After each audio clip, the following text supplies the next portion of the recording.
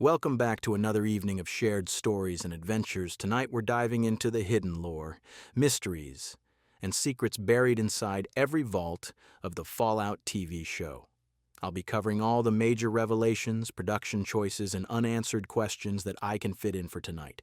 So we'll start with the smaller Easter eggs and slowly move to the timeline-shattering bombshells that rewrote decades of game canon.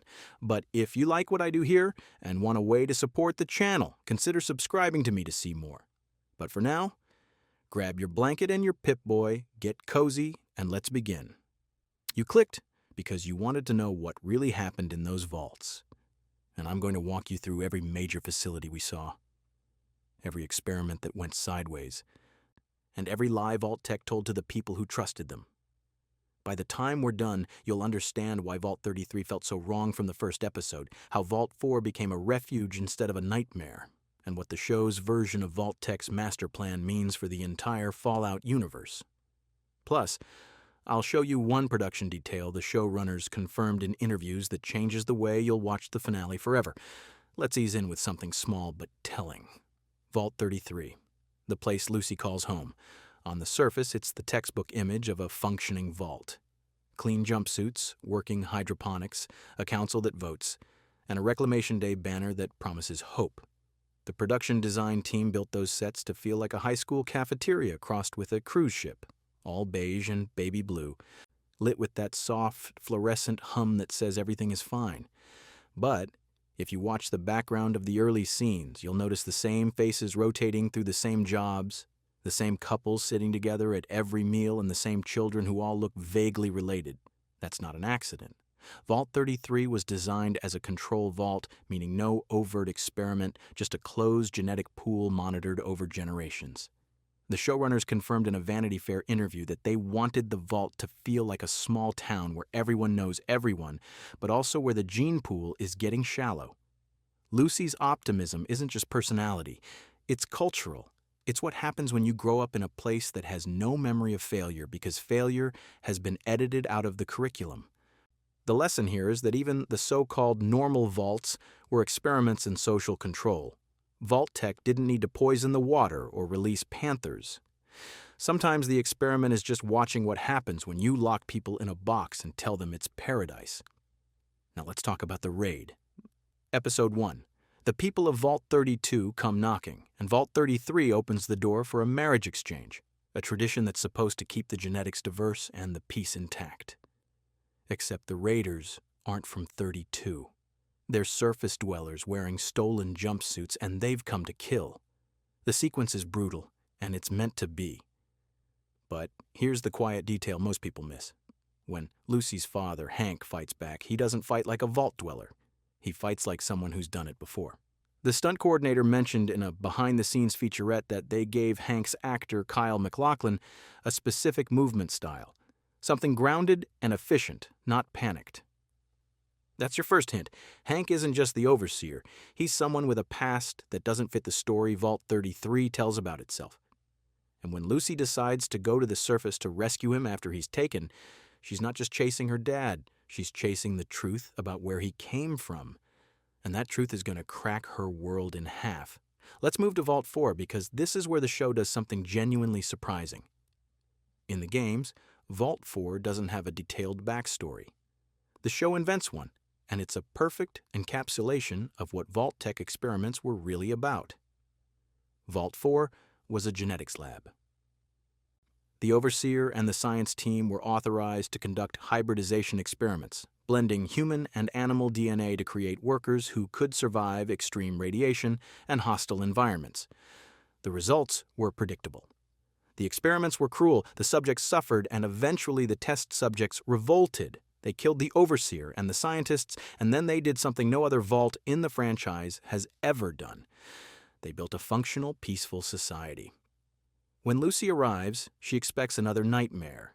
What she finds is a community that has rules, compassion, and a council that actually listens. The visual design of Vault 4 reflects this. It's darker than 33, more lived in, with murals painted over old Vault-Tec propaganda and jury-rigged tech that works better than the factory standard. The people are mutated, sure, but they're not monsters. They're proof that the worst thing Vault-Tec ever did wasn't the experiments. It was convincing people that the experiments were necessary. The showrunner said in an interview with IGN that they wanted Vault 4 to be a glimmer of hope, a place where the victims took control and made something better. It's a small moment of light in a show that doesn't hand them out often, but Vault 4 also gives us one of the most chilling pieces of lore in the entire season. In the archives, Lucy finds old records, and buried in those records is a reference to a meeting that happened before the bombs fell. The show cuts to a flashback, and we see the executives of Vault-Tec sitting around a table with representatives from West-Tec, Big MT, and Robco. They're not planning how to survive the nuclear war, they're planning how to make sure it happens. This scene rewrites everything. For years, Fallout fans have speculated about who launched first, whether it was China or the United States, and whether Vault-Tec had foreknowledge. The show gives you an answer, and it's worse than you thought. Vault-Tec didn't just know the bombs were coming. They wanted the bombs to come. The Vaults were never about saving humanity. They were about controlling the variables of humanity's rebirth. The meeting scene is played quietly, almost mundane, just corporate people talking about market strategy and optimal timing. That's the horror. They're discussing the end of the world like it's a product launch. And in a way it was. Now we need to talk about the experiment that ties everything together. Vault 31. This is the vault you don't see until the final episodes, and when you do, it recontextualizes the entire season. Vault 31 is a cryogenic storage facility, and it's filled with Vault-Tec executives, managers, and their families all frozen before the bombs dropped. The plan was simple. Every few decades, they wake up one overseer, send them to manage Vault 33 or 32, and keep the experiment running. Hank, Lucy's father, is one of them. He's not a wastelander who found safety. He's a true believer from before the war, a Vault-Tec employee who drank the Kool-Aid and never stopped. When Lucy discovers this, it's not a twist for the sake of a twist. It's the logical endpoint of everything the show has been building. Hank's optimism, his insistence on protocol, his refusal to acknowledge the reality of the surface, it all makes sense now. He's not adapting to a post-apocalyptic world. He's trying to rebuild the pre-apocalyptic one, the one where Vault-Tec was in charge and everything was clean and controlled. The production team built the 31 set to look like a museum, all glass and steel and soft blue light, and the people inside are artifacts. They're the past trying to colonize the future. Here's where it gets personal. Lucy's mother, Rose, was from the surface. Hank brought her into the vault, and for a while, it worked. But Rose started asking questions. She found records, just like Lucy did, and when she learned the truth about Vault-Tec, about the meeting, about the plan, she tried to leave and take her children with her. Hank stopped her. The show doesn't spell out exactly what he did, but the implication is clear. He chose the vault over his wife. He chose the experiment over his family. And when Lucy finds out, it breaks something in her. The scene is played with almost no music, just the hum of the vault and the sound of Lucy's breathing. Ella Purnell, who plays Lucy, said in an interview with Collider that this was the hardest scene to shoot because it's the moment Lucy realizes her entire childhood was a lie. Her father isn't a hero. He's a warden, and she's been an inmate her whole life. Let's pull back and talk about what the vaults mean in the larger story. The Fallout games have always used vaults as a narrative shorthand for the hubris of the old world. Each vault is a little thought experiment. What happens if you give one person all the power? What happens if you remove all the light? What happens if you tell people they're the last humans alive when they're not? The TV show takes that framework and adds a layer of intentionality. In the games, you can almost imagine that some Vault-Tec executives thought they were doing good. That maybe they believed the experiments would yield useful data for rebuilding. The show removes that comfort. The executives know exactly what they're doing. They're not misguided, they're not tragic, they're banal. They're middle managers with spreadsheets and quarterly projections, and the fact that their product is human suffering doesn't seem to bother them at all.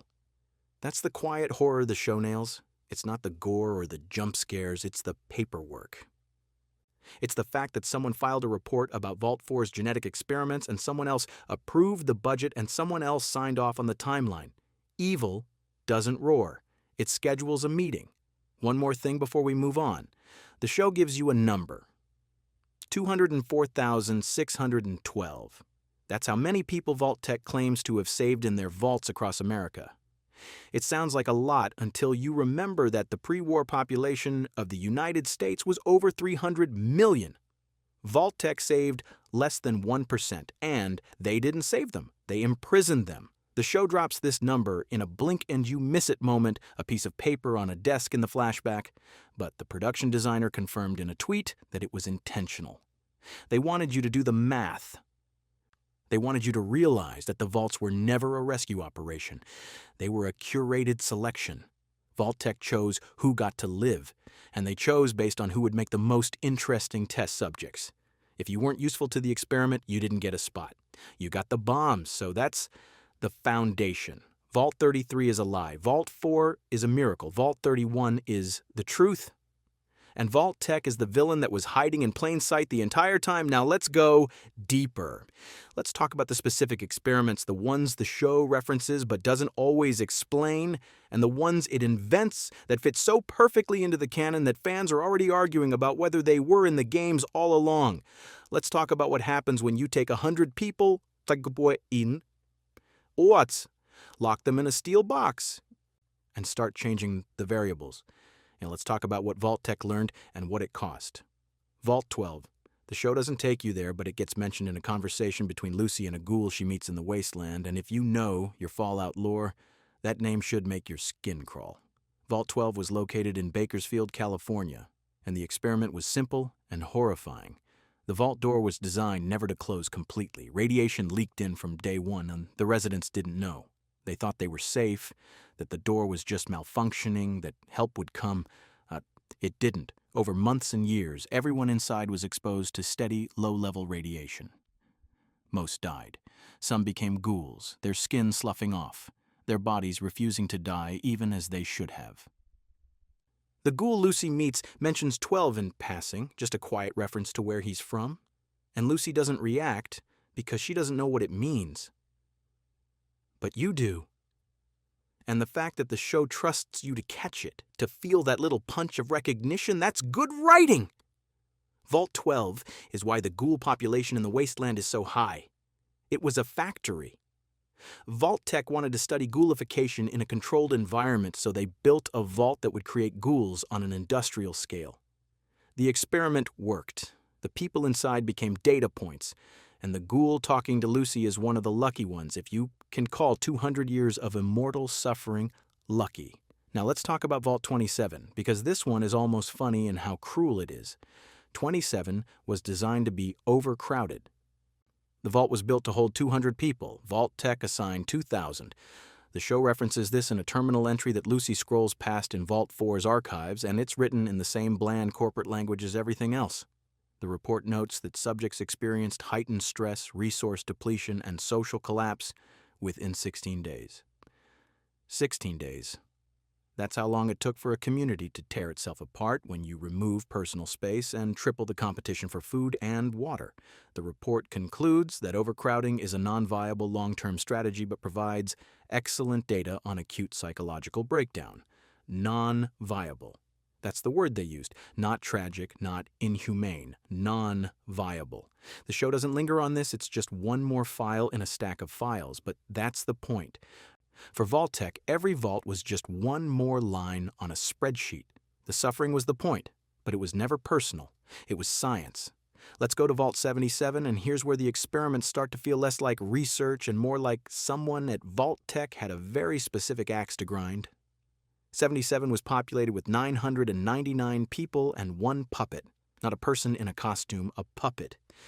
The kind you'd see on a children's show with button eyes and a stitched smile.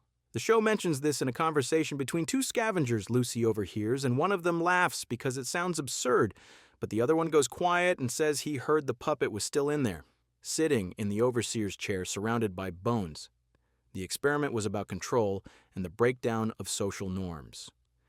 Vault-Tec wanted to see what would happen if you introduced one element that didn't belong, something that violated the social contract just by existing. The residents of 77 tried to ignore the puppet, Then they tried to destroy it. Then they started to worship it. The vault fell into chaos, and the puppet, an inanimate object, became the locus of all their fear and rage and desperation. It's absurd, yes, but it's also a perfect encapsulation of how human beings create meaning in the absence of sense. We need something to blame. We need something to follow. And if you take away all the reasonable options, we'll invent new ones. The puppet didn't do anything. The people did it to themselves. Vault-Tec just watched. Vault 111 is the one that breaks people when they hear about it, and the show brings it up in the most casual way possible, which makes it worse. 111's experiment was about sacrifice. Every year, the Vault's residents had to vote on one person to die. If they refused, the Vault's life support would shut down, and everyone would die, so every year they voted. They had elections, they debated, they formed coalitions, and every year someone walked into the sacrificial chamber and didn't come out. The show mentions this during a campfire scene where a wastelander is telling stories, and he talks about finding 111, about walking through halls covered in voting posters, slogans like, "Vote for tomorrow and a hard choice for a better future." He says the last overseer left a note that just said, "We were good at it. That's the nightmare." Not that they did it, that they got good at it. They built a system. They justified it. They made it normal. And by the end, the annual sacrifice wasn't a tragedy. It was a civic duty. Vault-Tec proved that if you frame atrocity as necessity, people will not only accept it, they'll defend it. Here's one the show invents, and it fits so seamlessly into the universe that it feels like it was always there. Vault 88. The experiment was sensory deprivation. Every resident was fitted with a helmet that blocked sight and sound for 12 hours a day. The idea was to study the effects of isolation within a communal environment. You're surrounded by people, but you can't see them, can't hear them, can't confirm they're real. The show gives you this in a flashback, a brief scene where a Vault-Tec scientist is presenting the proposal to the board and she's excited. She talks about applications for deep space travel, for submarine crews, for any scenario where you need people to endure long periods without stimulation. The board approves it. The experiment runs for 3 years. The results are classified, but Lucy finds a fragment of a report that says 62% of subjects experienced permanent psychological damage, and 11% became catatonic. The report recommends further study, not cancellation. Further study. The show uses 88 to make a point about how Vault-Tec framed its work. Every experiment was justified as research for the future, for space colonization, for the next phase of humanity. But the future never came. The vaults were never meant to leave Earth. The experiments were the point. The data was the product, and the people were the raw material. Let's talk about Vault 106, because this one is personal for a character you meet later in the season. 106 was a psychoactive drug experiment. The vault's air supply was laced with a compound that induced paranoia and hallucinations. The residents didn't know. They thought they were safe. But over weeks they started to see things. Shadows that moved wrong. Voices that whispered. Neighbors who looked like monsters. The show gives you this through the eyes of a survivor, a woman named Marla, who escaped and made it to the surface. She tells Lucy that the worst part wasn't the hallucinations. It was the moments of clarity, when the drug wore off just enough for her to realize what she'd done, who she'd hurt. And then the drug kicked back in and she forgot again. Marla says she doesn't know how many people she killed. She doesn't know if her daughter died in the chaos or if she killed her herself. The show plays this scene with no music, just Marla's voice and the wind outside, and it's one of the most quietly devastating moments in the season. Vault-Tec didn't just study the effects of the drug, they studied the effects of guilt, of fractured memory, of living in a reality you can't trust. And when the experiment concluded, they sealed the vault and walked away. Marla got out through a maintenance tunnel. Everyone else is still inside. Now let's go to Vault 32, because this is the vault that kicks off the entire plot, and you don't learn what happened there until halfway through the season. 32 was a sister vault to 33, part of the same tri-vault system with 31. It was supposed to be another control vault, same setup, same rules. But something went wrong. The show reveals this in pieces. First, you see the aftermath. Lucy and her brother Norm sneak into 32 after the raid, and what they find is a tomb. Every resident is dead. Some are skeletons in jumpsuits, sitting at tables, lying in beds, slumped in hallways. There's no sign of violence, no bullet holes, no blood, just death. Norm finds a terminal and pulls up the logs. The last entry is from the overseer, and it's one sentence. "We know what you did." The show doesn't explain it right away. It makes you wait. And when the answer comes, it's in a conversation between Hank and another Vault 31 overseer. 32 found out. They discovered the cryopods, the rotating overseers, the truth about Vault-Tec, and they refused to play along. So Vault 31 cut off their supplies. No food shipments, no water recycling parts, no medicine. 31 didn't invade. They just waited. And 32 starved. The show uses this to illustrate the ultimate Vault-Tec control mechanism. You don't need guards or weapons, you just need dependency. You make people rely on you for survival, and then you remind them what happens when you stop providing. 32 is a mass grave, and the epitaph is, "We know what you did." Here's a small one, but it sticks with you. Vault 68. The experiment was gender imbalance. The vault was populated with 999 men and 1 woman. Vault 69 was the reverse. 999 women and 1 man. The show mentions these in a joke. A throwaway line from a scavenger who says he wishes he'd been assigned to 69, and his friend tells him he really doesn't. It's played for a laugh, but if you think about it for more than 2 seconds, it stops being funny. Vault-Tec wanted to study social dynamics under extreme gender imbalance, and what they got was predictable. Harassment, violence, isolation. The 1 woman in 68 didn't survive the first year. The 1 man in 69 lasted 3. The show doesn't dwell on this. It doesn't need to. You can imagine the rest, and the fact that Vault-Tec ran both experiments, that they built 2 vaults just to test the same hypothesis from both angles, that tells you everything about how thorough they were. They didn't just want to know what would happen, they wanted to confirm it. They wanted data they could replicate. Let's talk about Vault 11 again, because the show comes back to it in the finale and adds one more detail that makes it even worse. Remember, 11 was the sacrifice vault. Every year, 1 person dies, or everyone dies. The twist, the one the Wastelander didn't mention, is that it was a lie. When the population finally dwindled to 5 people, they refused to vote. They decided they'd rather die together than keep killing. And when they refused, the vault's computer congratulated them. It told them they'd passed the test. The vault door unlocked. They were free to leave. The experiment was never about the sacrifice. It was about obedience. Vault-Tec wanted to see how long people would follow orders, even immoral ones, if the alternative was death. And the answer was decades, generations. The people of Vault 11 killed hundreds of their own before anyone questioned the system. And when they finally did, when they finally said no, the vault rewarded them. But by then it was too late. The 5 survivors left the vault, and according to the terminal entries Lucy finds, 4 of them immediately killed themselves. The 5th walked into the wasteland and was never seen again. The show gives you this in a quiet moment, just Lucy reading a screen, and the camera holds on her face as she processes it. She doesn't say anything. She just closes the file and moves on. Because what is there to say? Vault-Tec proved that people will do anything if you scare them enough. And then they proved that the fear was never necessary in the first place. Here's one that connects directly to the larger plot. Vault-Tec didn't just run experiments in the vaults. They ran experiments on the surface too.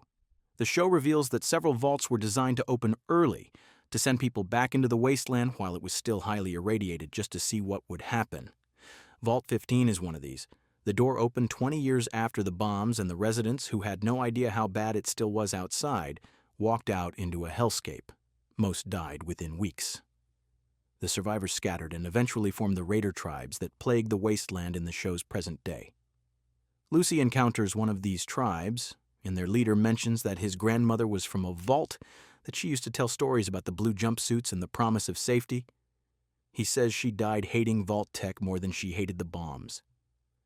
Because the bombs were just war. Vault-Tec was betrayal. The show uses this to complicate the usual Fallout narrative. In the games, raiders are mostly faceless enemies. In the show, they're victims with guns. They're the people Vault-Tec threw away, and they remember. Now let's talk about the one experiment that didn't happen in a vault. Let's talk about Shady Sands. This is the big one, the reveal that has Fallout game fans arguing in the comments and writing essays and pulling out timeline charts.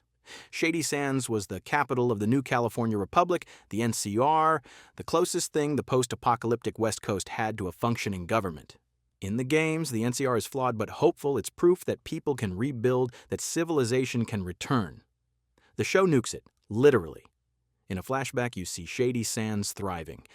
Clean streets, schools, a government building with a flag. And then you see a mushroom cloud. The city is gone. 200,000 people dead in an instant. And the show reveals that Hank did it. Hank, Lucy's father, the Vault 31 overseer, the true believer. He launched the nuke because Shady Sands was succeeding. It was proving that humanity didn't need Vault-Tec, that people could build something better on their own, and that was unacceptable. The show frames this as the logical endpoint of Hank's ideology. He doesn't see himself as a villain. He sees himself as a gardener, pruning the wasteland, removing the weeds so the right kind of growth can flourish. And the right kind of growth, in his mind, is Vault-Tec's vision. Clean, controlled, managed. The fact that he murdered a city to preserve that vision doesn't trouble him. Now, it's just another hard choice for a better future. The Shady Sands reveal is controversial because it rewrites the timeline of the games, and the showrunners knew it would be. In an interview with Polygon, they said they wanted to show that the wasteland isn't static, that history keeps happening, and not all of it is progress. They also said they wanted to give Hank a crime that was unforgivable, something that would make Lucy's eventual confrontation with him impossible to resolve with a hug and a conversation. And it works. When Lucy finds out, when she sees the evidence, she doesn't cry. She doesn't scream. She just goes quiet. And that quiet is more frightening than any outburst because you can see her deciding. You can see her becoming someone new. The wasteland has a way of doing that. It takes the person you were and burns it away, and what's left is either stronger or nothing at all. Let's talk about what the Vaults did to the concept of trust, because that's the real experiment Vault-Tec was running, the one that cuts across every facility and every twisted variable they introduced. When you grow up in a vault, you're taught that the outside world is death and the inside world is safety. You're taught that the overseer knows best, that the rules exist for a reason, that if you just follow the plan, everything will be okay. And then you learn that the plan was always to hurt you, that the overseer was following a script written by people who saw you as livestock, that the rules were designed to break you in specific, measurable ways. The show explores this through Lucy's arc, but it's there in every survivor's story, is every terminal entry, every skeleton sitting in a chair waiting for help that never came. Vault-Tec didn't just experiment on bodies, they experimented on the idea of civilization itself. They asked, what happens when you take the social contract and reveal it was always a lie? And the answer is the wasteland. The answer is a world where trust is the rarest resource, where every stranger might kill you, where every promise might be a trap. Vault-Tec created that world on purpose. They didn't just fail to save humanity, they made sure humanity couldn't save itself. Here's a detail the show gives you in the production design that most people don't consciously notice, but everyone feels. Every vault has a specific color palette. 33 is beige and baby blue, soft and institutional. 4 is darker, more orange and rust. Lived in and repaired. 31 is cold white and steel, sterile and timeless. The color choices aren't just aesthetic, they're psychological. The production designer said in an interview with Variety that they researched how different environments affect mood and behavior, and they used that research to make each vault feel like it was designed by people who understood exactly how to manipulate the people inside. 33's colors are calming, almost childish, because Vault-Tec wanted the residents docile and compliant. 4's colors are warmer because the people there rebuilt it themselves, chose their own paint, made it a home instead of a lab. 31's colors are blank because the people inside are frozen, waiting, not living, but not dead. And the vault reflects that liminal state. The show never explains this out loud. It just shows you, and your brain picks up on it, processes it, and understands on a level deeper than dialogue that these places were built to shape the people inside them. Now let's talk about the ghouls, because the show does something interesting with them that ties back to the vault experiments in a way that isn't immediately obvious. Ghouls in Fallout are people who survived radiation exposure, their bodies mutating but not dying, their lifespan stretching out for centuries. In the games, they're often treated as tragic figures or monsters, depending on whether they've gone feral. The show gives you a ghoul named Cooper Howard, and he's neither tragic nor monstrous. He's tired. He's been alive for over 200 years, and he remembers the world before the bombs. He remembers being an actor, a husband, a father. He remembers the Vault-Tec meeting because his wife was there. She was a Vault-Tec executive, one of the people at the table planning the end of the world, and he didn't know.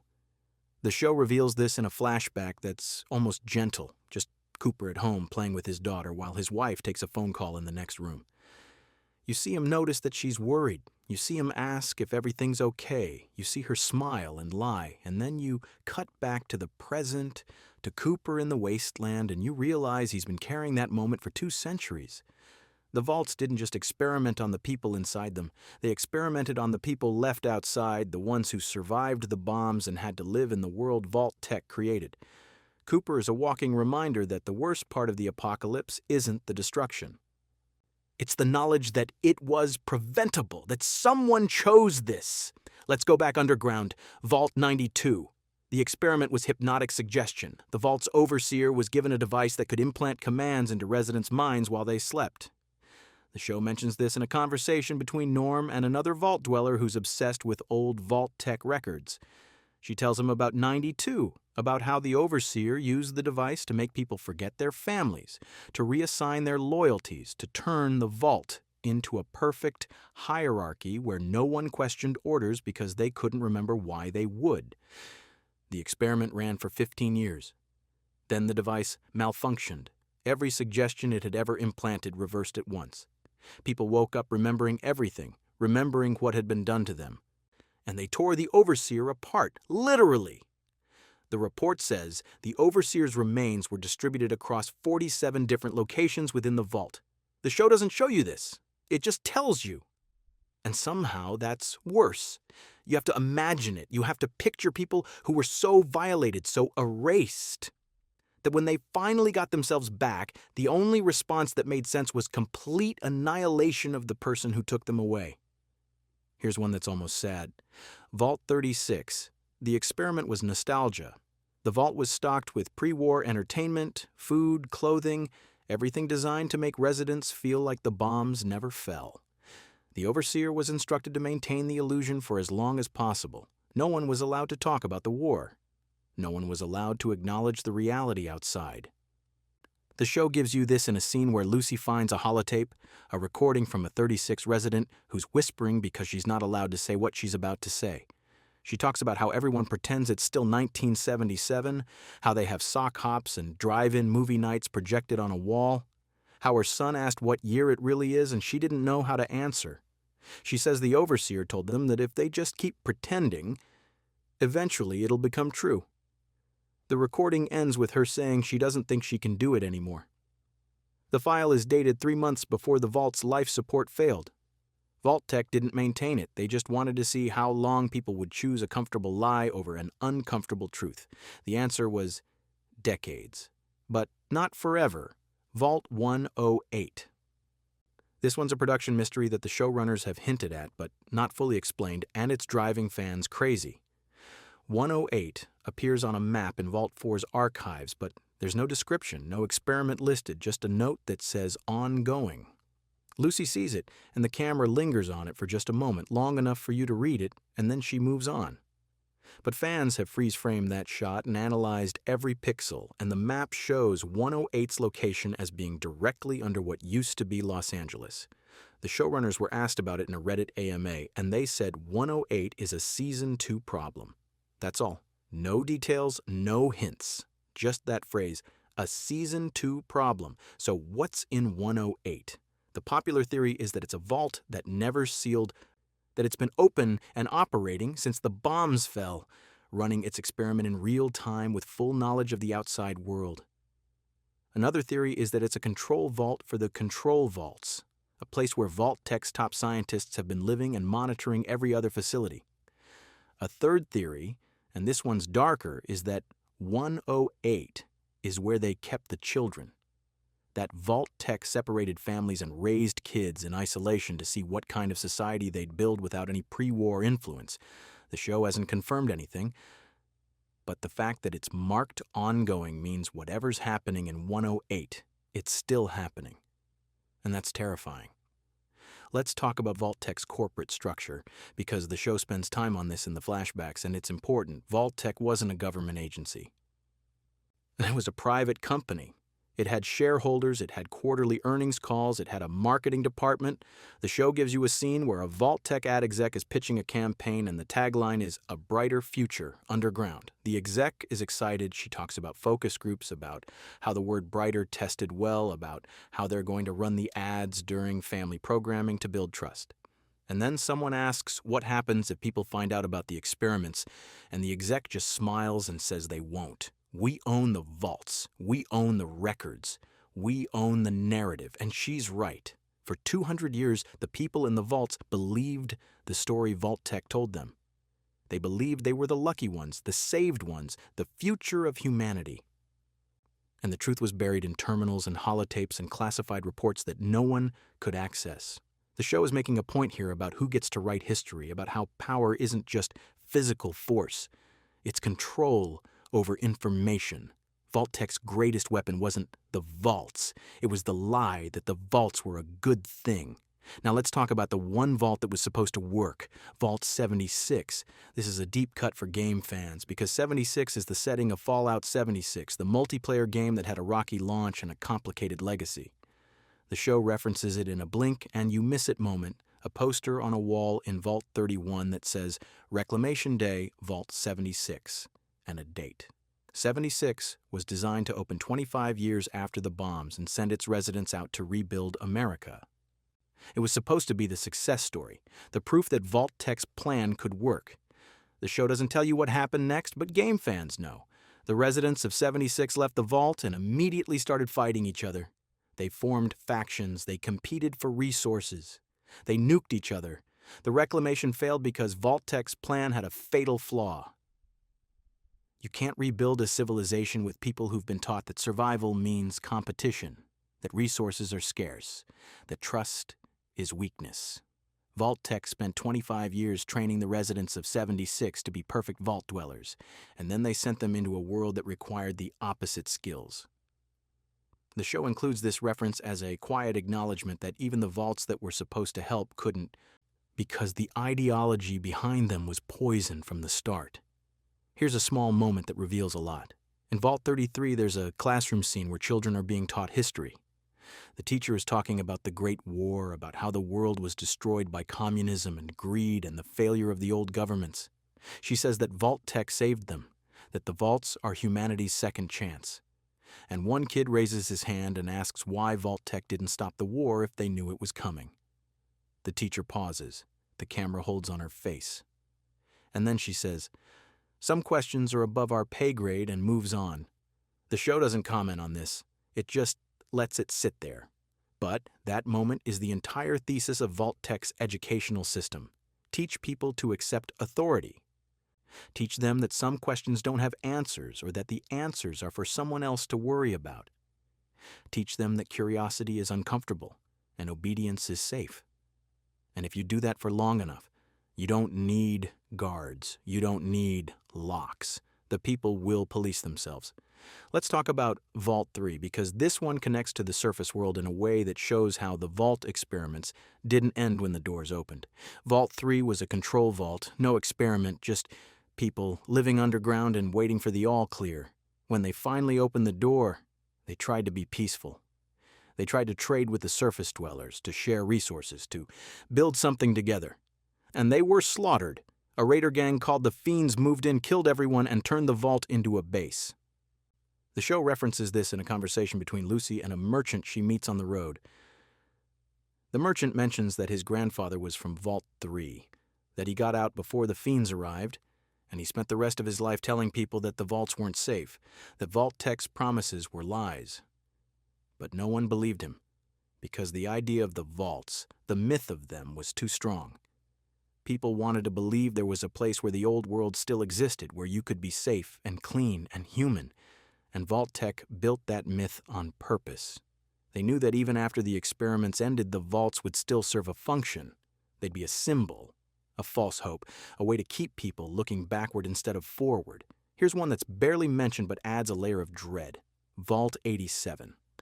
The experiment was FEV, the forced evolutionary virus, the thing that creates super mutants. Vault-Tec partnered with West Tech to continue FEV research after the bombs fell, using the Vault's residents as test subjects. The show gives you this in a terminal entry that Lucy scrolls past, and it's written in the same detached language as everything else. The report notes that FEV exposure results in increased muscle mass, decreased cognitive function, and heightened aggression. It recommends further testing. The residents of 87 didn't volunteer. They were told they were receiving inoculations against radiation sickness, and one by one, they were transformed into monsters. The show doesn't show you a super mutant in Season 1, but the groundwork is there, the explanation for why they exist, and it's the same answer as everything else. Vault-Tec needed data. People were the cheapest resource, and the suffering was just a line item in the budget. Now let's talk about the one thing Vault-Tec didn't plan for: resistance. The show gives you this through Vault 4, through the people who killed their overseers and took control, but it's there in other places too. In terminal entries from vaults where residents figured out what was happening and tried to fight back. In holotapes from scientists who couldn't live with what they were doing and left warnings. In graffiti on vault walls that says they're lying, or we were never meant to leave, or remember what they took. Vault-Tec's experiments assumed compliance. They assumed that if you controlled the environment, you controlled the people. And mostly they were right, but not always. Some people broke the script. Some people said no. And the fact that Vault-Tec didn't plan for that, didn't account for it, is the one crack in their perfect system.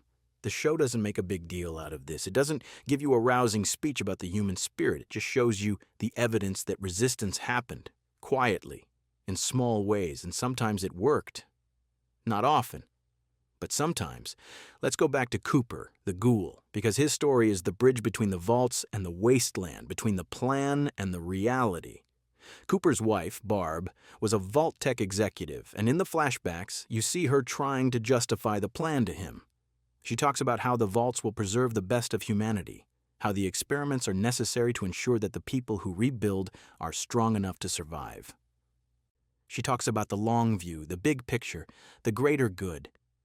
And Cooper listens, and you can see him wanting to believe her, because she's his wife, because he loves her, because the alternative is too horrible. But then the bombs fall, and Cooper doesn't get a spot in a vault. Barb does. She takes their daughter and leaves him on the surface, and he survives, but not in the way anyone would want. He becomes a ghoul, and he spends 200 years looking for his daughter, looking for answers, looking for Barb. The show hasn't revealed yet whether he finds them, but the fact that he's still looking, that he hasn't given up or gone feral, is its own kind of resistance. Vault-Tec tried to erase him. They tried to make him irrelevant, and he refused. Here's a production detail that adds a layer of meaning to everything. The vaults in the show are practical sets, not CGI. The production team built them, full scale, with working doors and lights and terminals. The actors spent weeks shooting in those spaces, and several of them have said in interviews that it affected their performances. Ella Purnell said that being in Vault 33 felt like being in a high school that never ended, that the space made her feel small and watched. The actors in Vault 4 said the set felt like a community theater, cramped and warm and lived in. And the actors in Vault 31 said the cryo chamber set was freezing, that they could see their breath, that it felt like a morgue. The show didn't need to build practical sets. It would have been cheaper and easier to use green screens. But the decision to build real spaces means the actors are reacting to real environments, and you feel that. You feel the weight of the vaults, the way they press down on the people inside them. It's not just a backdrop, it's a character. Let's talk about what the vaults mean for the future, because the show ends with a revelation that changes everything. Hank escapes at the end of the season, and Lucy tracks him to a location in the mountains. She arrives just as he's entering a facility, and the camera pulls back to show you what it is. It's not a vault. It's a city. A pre-war city, intact, clean, powered, with buildings and streets and lights. It's been there the whole time, hidden, maintained, waiting. The show doesn't explain it, the season ends on that image, but the implication is clear. Vault-Tec didn't just build vaults. They built a backup plan for themselves, a place where the executives and their families could live in comfort while the rest of the world burned. The vaults were never about saving humanity. They were about controlling it, studying it, and keeping the people in power exactly where they were. The city is the proof.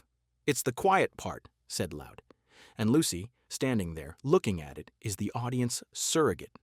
She's us, realizing that the game was always rigged, that the hope was always false, that the people who promised to save us were the ones who doomed us in the first place. Now let's talk about the smaller vaults, the ones that don't get full storylines but show up in records and conversations because they fill in the picture of just how widespread and systematic Vault-Tec's cruelty was.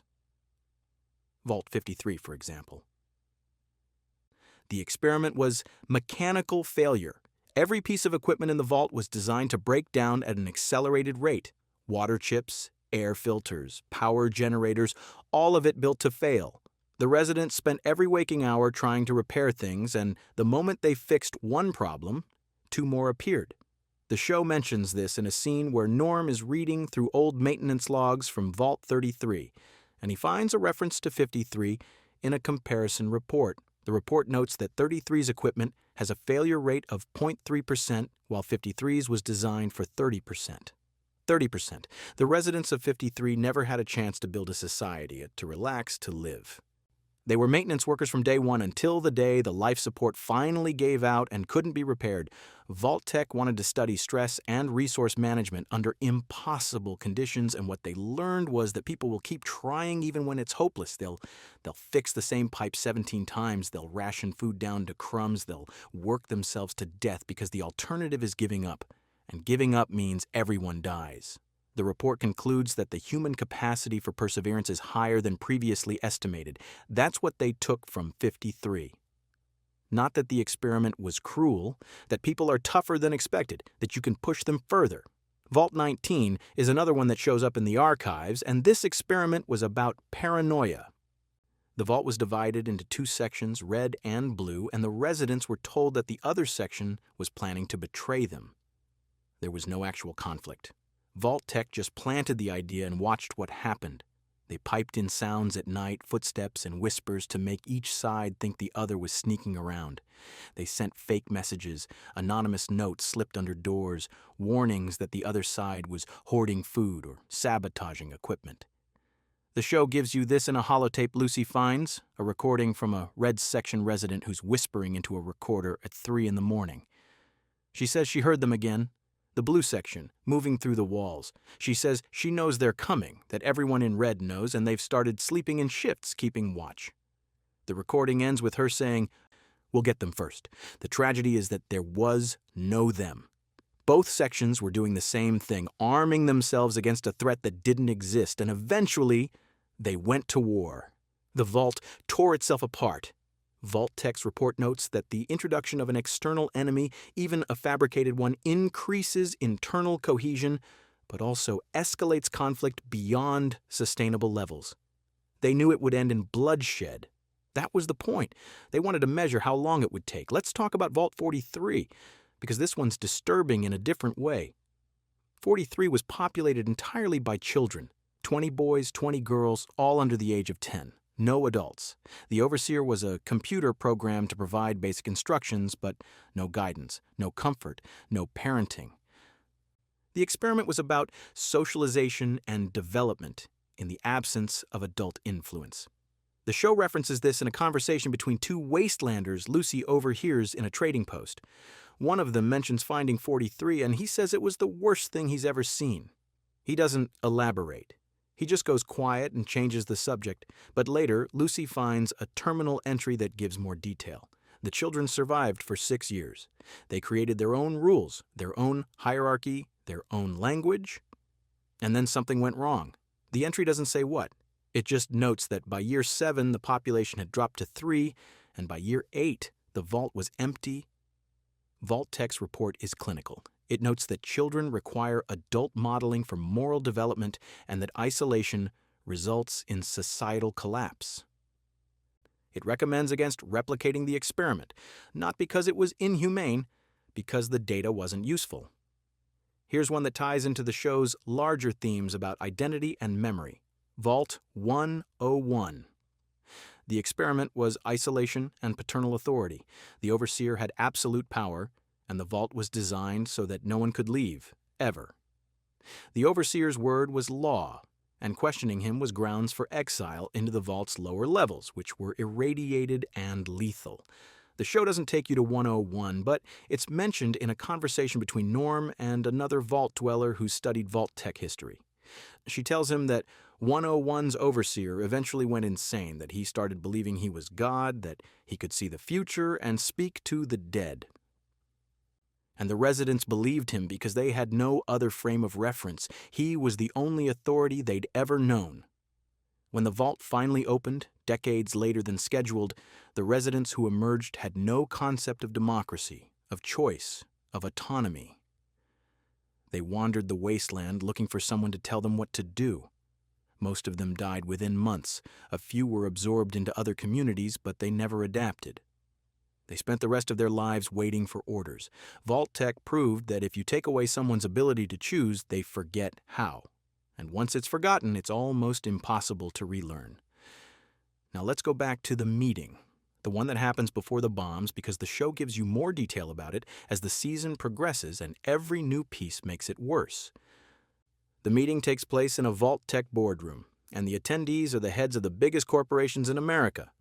You've got Vault-Tec, obviously, but also Westech, the company that developed Power Armor and FEV, Big MT, the think tank that experimented with brain extraction and personality reconstruction, Robco, the robotics giant that built Mr. Handys and Protectrons and the Pip-Boys everyone wears, and a few others, smaller players, all of them smiling, all of them in suits.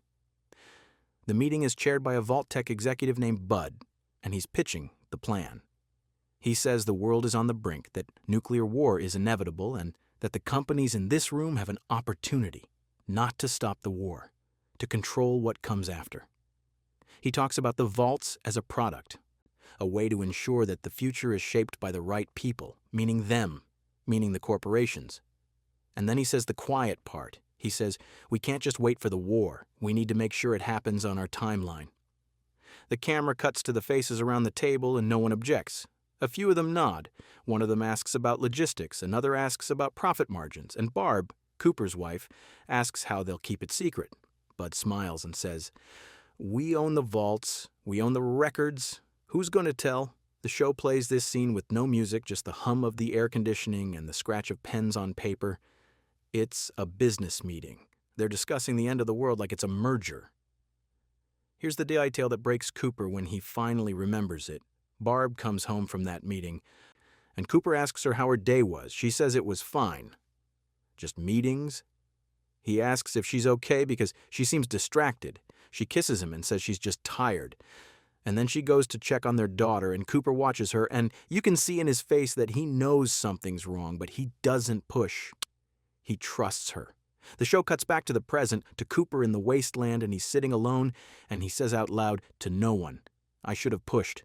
That's the moment that defines him, not the bombs, not the ghoulification, the moment he didn't ask the question that might have changed everything. The show uses this to explore the idea of complicity, of how many people knew pieces of the plan, how many people suspected something but didn't act, how many people chose comfort over confrontation.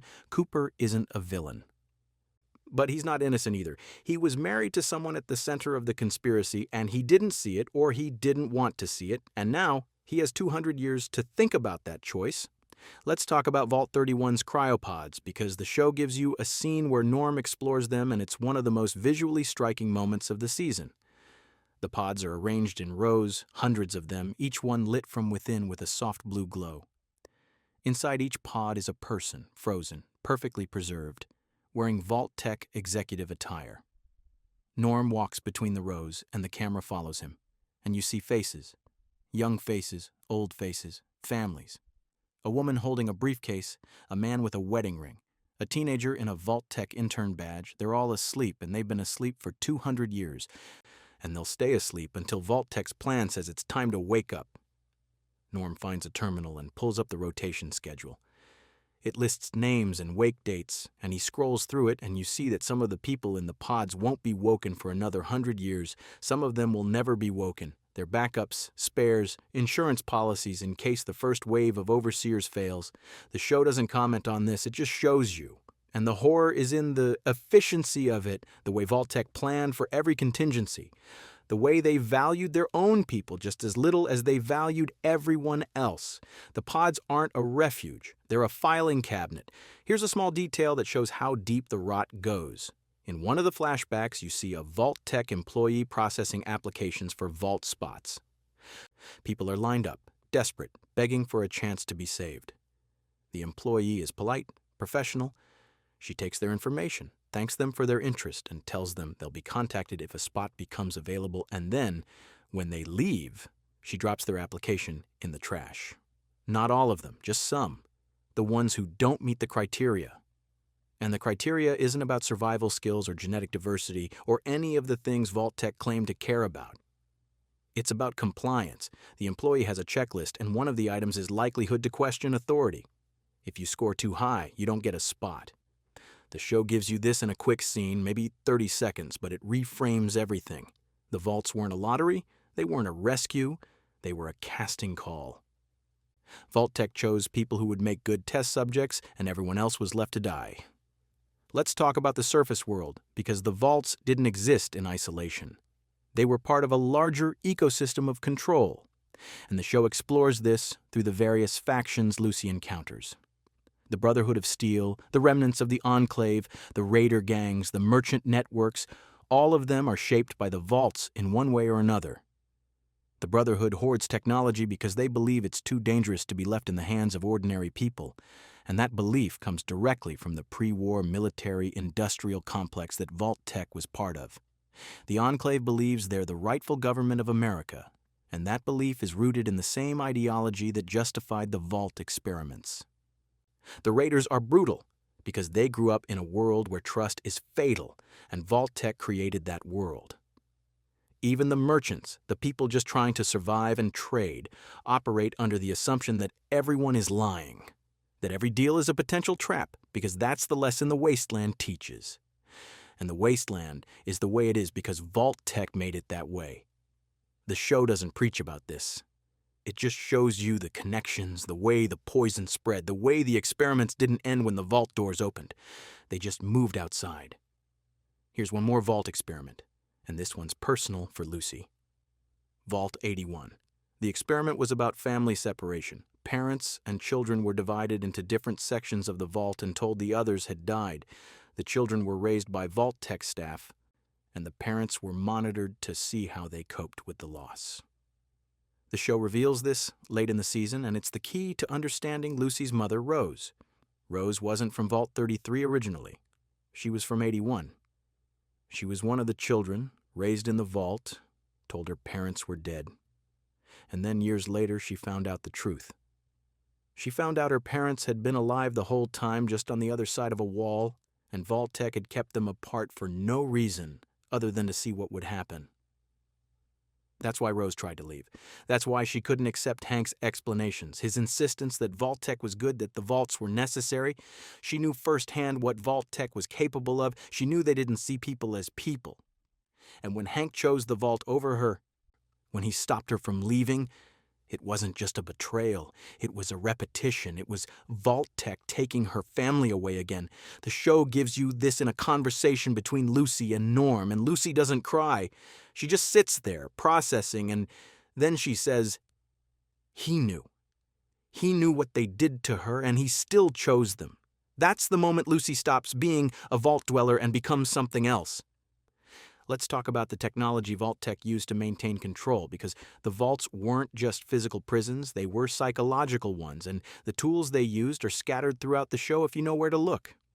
Every vault dweller wears a Pip-Boy, that chunky wrist-mounted computer that tracks your health, your inventory, your location. In the games, it's a gameplay mechanic. In the show, it's a surveillance device. There's a scene where Norm is tinkering with his Pip-Boy trying to access restricted files, and he discovers that it's been logging everything.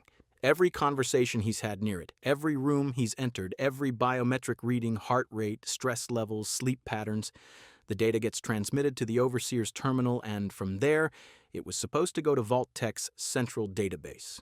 Supposed to, past tense, because the network's been down since the bombs fell. But for the first few decades, Vault-Tec was watching everyone all the time, and the residents had no idea. The Pip-Boy wasn't a gift, it was a leash. And the fact that people in the wasteland still wear them, still trust them, shows how deep the conditioning goes. Vault-Tec built a brand so strong that even after 200 years, even after everything, people still associate that logo with safety. Here's another piece of tech that's easy to miss: the vault doors. They're massive, circular, gear-toothed things that weigh tons, and they're iconic to the Fallout aesthetic. But in the show, you learn they're not just doors, they're bombs. Every vault door has a self-destruct mechanism built into the locking system. If the Overseer enters a specific code, the door seals permanently and the vault's reactor goes critical. It's a failsafe, a way for Vault-Tec to erase any experiment that goes too far off script. The show reveals this in a scene where Norm finds the Overseer's manual, a physical book hidden in Hank's office, and he's flipping through it, and there's a whole chapter on emergency termination procedures. The language is bureaucratic, sterile. It talks about acceptable losses and data preservation and the importance of maintaining experimental integrity. And then, at the bottom of the page, in smaller print, it says, "In the event of termination, all physical evidence will be destroyed. Survivors are not anticipated." Norm reads that line twice, the camera holds on his face, and you watch him realize that his entire life, everyone he's ever known, could have been erased with a 6-digit code. The vaults weren't shelters, they were terrariums with a self-cleaning function. Let's go back to the surface and talk about what happened to the people who didn't get into vaults, because their story is just as much a part of Vault-Tec's legacy as the experiments themselves. When the bombs fell, most people died instantly. The ones who survived the initial blasts faced radiation, nuclear winter, starvation, and the collapse of every system that kept civilization running. No power, no clean water, no medicine, no law. The show gives you glimpses of this in flashbacks, brief moments of chaos, people running, buildings crumbling, the sky turning white and then black. But it also shows you what came after, the years and decades of slow survival, and that's where the real horror lives. People didn't just die, they adapted. They became scavengers, raiders, traders, settlers. They built new communities on the bones of the old ones, and every single one of those communities was shaped by the absence of the vaults. Because the vaults took the engineers, the doctors, the scientists, the people with skills and knowledge. Vault-Tec skimmed the cream and left everyone else to curdle. The surface world is brutal not because people are inherently brutal, but because Vault-Tec made sure the people most capable of rebuilding were locked underground, running mazes for data. Here's a faction the show introduces that ties directly into this: the Reclamators. They're a group of surface dwellers who believe the vaults are full of resources and technology that could help the wasteland, and they're not wrong. But they also believe the vaults are full of people who abandoned them, who hid while everyone else suffered, and they're not wrong about that either. The Reclamators raid vaults when they find them, taking supplies, killing anyone who resists. Lucy encounters them in the middle of the season, and their leader, a woman named Keller, tells her that her grandmother died of radiation sickness 3 weeks after the bombs, that she was pregnant at the time, that Lucy's comfortable childhood in Vault 33 was built on the graves of people like her grandmother. Keller asks Lucy what she thinks she's owed for that. Lucy doesn't have an answer.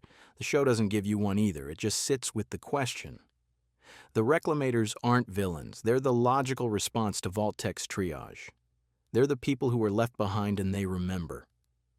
Now let's talk about the Enclave, because they're the other side of Vault-Tec's plan, the part that was supposed to happen after the experiments concluded. The Enclave is the remnant of the pre-war United States government, or at least they claim to be. In reality, they're a fascist military organization that believes only pure, unirradiated humans have the right to inherit the Earth. The show reveals that the Enclave and Vault-Tec were partners, that the Vault experiments were feeding data to Enclave scientists who were developing a plan to purge the wasteland of mutants, ghouls, and anyone else they deemed genetically inferior. The Vaults were the control group. The Surface was the test group, and the Enclave was going to use the data to build a new America, clean and controlled and free of anyone who didn't fit their definition of human.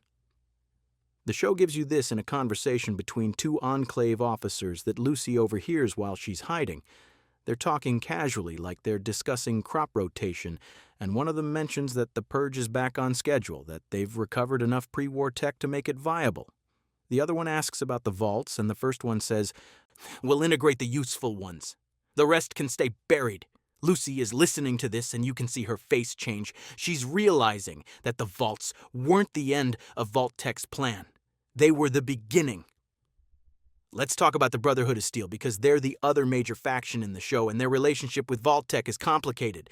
The Brotherhood was founded by U.S. Army soldiers who deserted right before the bombs fell, who saw what the government and the corporations were planning and said no.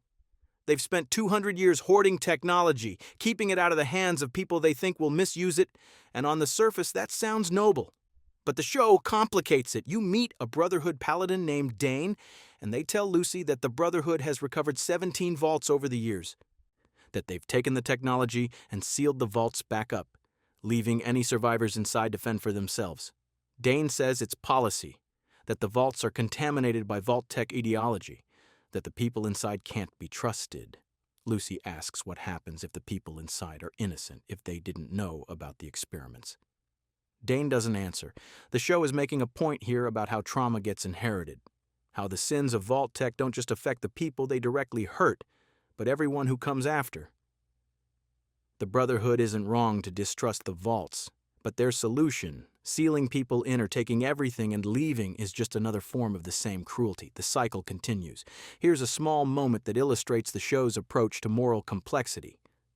Lucy is traveling with a caravan, and they stop at a settlement that's built around an old vault entrance. The vault never opened, the door is still sealed, but the settlers have built their homes against it, and they've turned the vault door into a shrine. They leave offerings, food and water, and scavenge tech, and they pray to it. They believe the people inside are watching over them, that one day the door will open and the vault dwellers will emerge and save them. Lucy asks one of the settlers if they've ever tried to open the door, and the settler looks at her like she suggested something obscene. He says, "We're not worthy. The door opens when the vault decides we're ready." Lucy doesn't tell him the truth. She doesn't tell him that the people inside are probably dead, that Vault-Tec abandoned the vaults decades ago, that no one is coming to save anyone. She just nods and moves on. Later, someone asks her why she didn't say anything, and she says, "What would be the point? They need the hope." The show doesn't tell you if Lucy made the right choice. It just shows you the weight of it. Let's go back underground one more time. Vault 60. The experiment was addiction. The vault's water supply was laced with a mild psychoactive drug, something that created a sense of euphoria and well-being. The residents didn't know. They just thought they were happy. And they were, for a while, but the drug was also highly addictive, and Vault-Tec controlled the supply. Every few months, they'd reduce the dosage slightly, just to see what happened. The residents became anxious, irritable, desperate. They started hoarding water, fighting over rations, accusing each other of stealing. And then, Vault-Tec would increase the dosage again and everything would calm down. The cycle repeated for decades. The show gives you this in a holotape from a Vault 60 resident who figured it out, a chemist who tested the water and found the drug. She recorded a message warning everyone, telling them to stop drinking the water, to find another source. The recording ends mid-sentence. The file notes say she was found dead in her quarters the next day, cause of death listed as suicide. But there's a note in the margin, handwritten, that says removed by overseer. Subject was compromising experimental integrity. She didn't kill herself. She was killed for knowing too much. And the experiment continued. Here's one that connects to Cooper's story, Vault 38. The experiment was entertainment deprivation, no books, no music, no games, nothing to occupy the mind except work and sleep. Vault-Tec wanted to study the effects of boredom, of a life with no joy, no art, no culture. The residents lasted 11 years. The reports say they became listless, then catatonic, then violent. They started creating their own entertainment, rituals, and games that became increasingly disturbing. By year 10, they were holding gladiatorial fights, forcing people into the arena to fight to the death while everyone else watched. It was the only thing that made them feel anything. By year 11, there was no one left. The show connects this to Cooper because before the war, he was an actor. He made movies, westerns mostly, stories about heroes and villains and the triumph of good. And in one of the flashbacks, you see him on set. And he's talking to another actor about the importance of stories, about how they're what make us human. He says, take away someone's stories and you take away their soul. And then you cut to the present, to Cooper walking through the wasteland, and he's humming. It's a song from one of his old movies, something he's been humming for 200 years, and you realize it's the only thing keeping him sane. Vault 38 proved that people need stories to survive, and Cooper is living proof. Let's talk about what the show does with the idea of home, because that's the emotional core of Lucy's arc and it ties directly into the Vault experiments. For Lucy, home was Vault 33. It was safety, community, family. It was the place where she knew the rules, and the rules made sense. And then she learns that it was all a lie, that her home was a stage set, that the people she loved were actors in a play they didn't know they were performing. The show asks, what do you do when home becomes a crime scene? When the place you thought was safe turns out to be the source of all the danger? Lucy's answer is to leave. She walks away from Vault 33 and the show makes it clear she's never going back. But leaving doesn't erase it. She still dreams about it. She still catches herself following Vault protocols, rationing food, checking her Pip-Boy, looking for an overseer to tell her what to do. Home isn't just a place. It's a set of reflexes, a way of seeing the world, and Vault-Tec built those reflexes into her. The show uses this to explore how abuse works, how it gets inside you, how even when you escape the physical space, you carry it with you. Lucy is free of Vault 33, but Vault 33 isn't free of her. Here's a detail about Norm, Lucy's brother, that shows a different response to the same trauma. Norm never believed in the Vault the way Lucy did. He always felt like something was wrong, like the edges didn't line up, like the story they were told had holes in it. And when he finds out the truth, he's not surprised. He's vindicated. But that doesn't make it easier, because now he has to live with the fact that he was right, that his paranoia was justified, that the people who called him cynical and difficult were wrong. And there's no satisfaction in that. The show gives you a scene where Norm is sitting alone in Vault 31, surrounded by the cryopods, and he's talking to himself. He says, I knew it. I always knew it. And then he starts crying. Because knowing doesn't fix anything. It just means you saw the knife coming.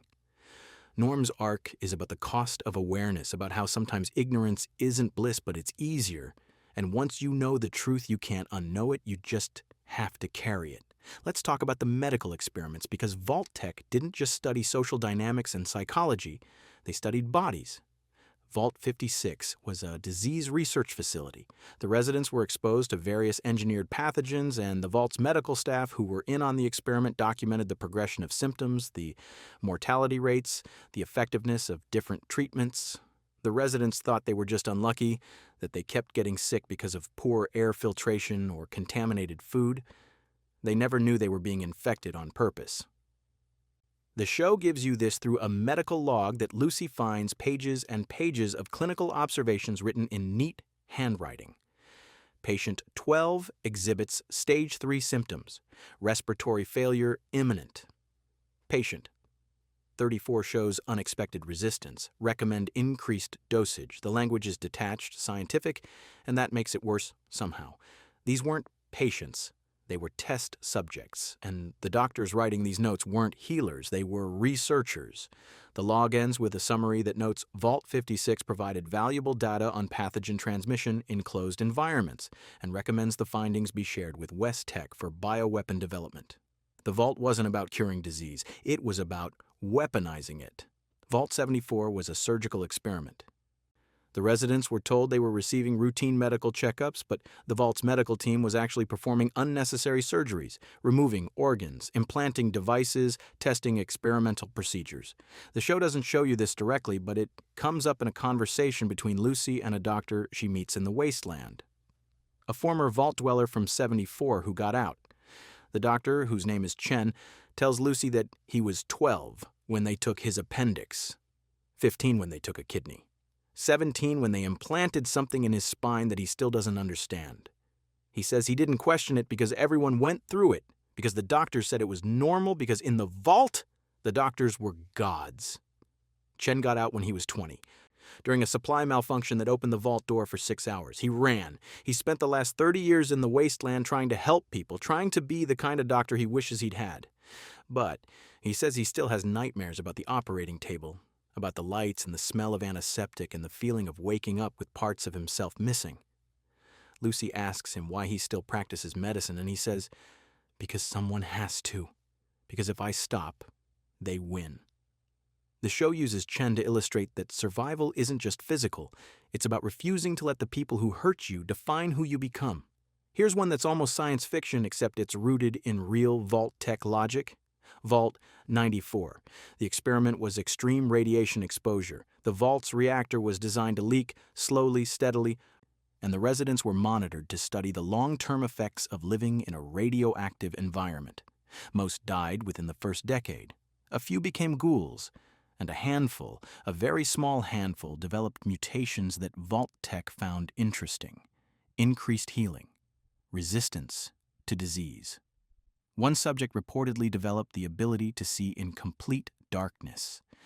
The show mentions this in a scene where Lucy is reading through old Vault Tech research proposals, and one of them is titled Project Adaptive Evolution. The proposal argues that humanity's survival in the post-nuclear world depends on mutation, on becoming something new, and that the Vaults are the perfect laboratory for accelerating that process. The proposal was approved. Vault 94 was the result, and the people inside weren't volunteers. They were raw material for Vault Tech's vision of the future. The show doesn't tell you what happened to the survivors, the ones with useful mutations, but there's a note at the bottom of the file that says, subjects transferred to West Tech for further study. You can imagine the rest. Let's talk about the children, because Vault Tech's experiments didn't spare them. In fact, children were often the focus because Vault Tech understood that if you want to shape a society, you start with the next generation. Vault 75 was an educational experiment. The children were separated from their parents at age 5 and placed in an accelerated learning program. The program was brutal. 18-hour days, constant testing, punishment for failure. The goal was to create a generation of super-intelligent, hyper-competent individuals who could rebuild civilization. What they created was a generation of traumatized, emotionally stunted children who excelled at tests and had no idea how to be human. The show gives you this through a survivor named Marcus, who's now in his 40s and works as a scribe for the Brotherhood. Marcus tells Lucy that he can recite the periodic table from memory, that he can calculate complex equations in his head, that he speaks 4 languages. He also tells her that he's never had a friend, that he doesn't know how to read social cues, that he has panic attacks when he makes mistakes. He says the program taught him everything except how to live. Lucy asks him if he ever saw his parents again, and he says yes, once when he was 18 and the vault opened. He didn't recognize them. They didn't recognize him. They were strangers. The show uses Marcus to ask what education is for, what it means to be intelligent, and whether knowledge without humanity is worth anything at all. Vault 89 is another child-focused experiment, And this one's even darker. The vault was populated entirely by children, but unlike Vault 43, these children were divided into two groups. One group was treated well, given good food, education, comfort.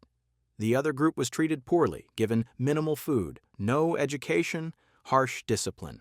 The experiment was about class and inequality, about whether children raised in different conditions would develop different capabilities, different worldviews, different levels of empathy.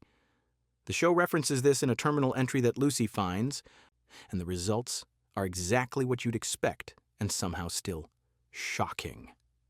The well-treated children thrived academically, but developed a sense of entitlement and a lack of empathy for the other group.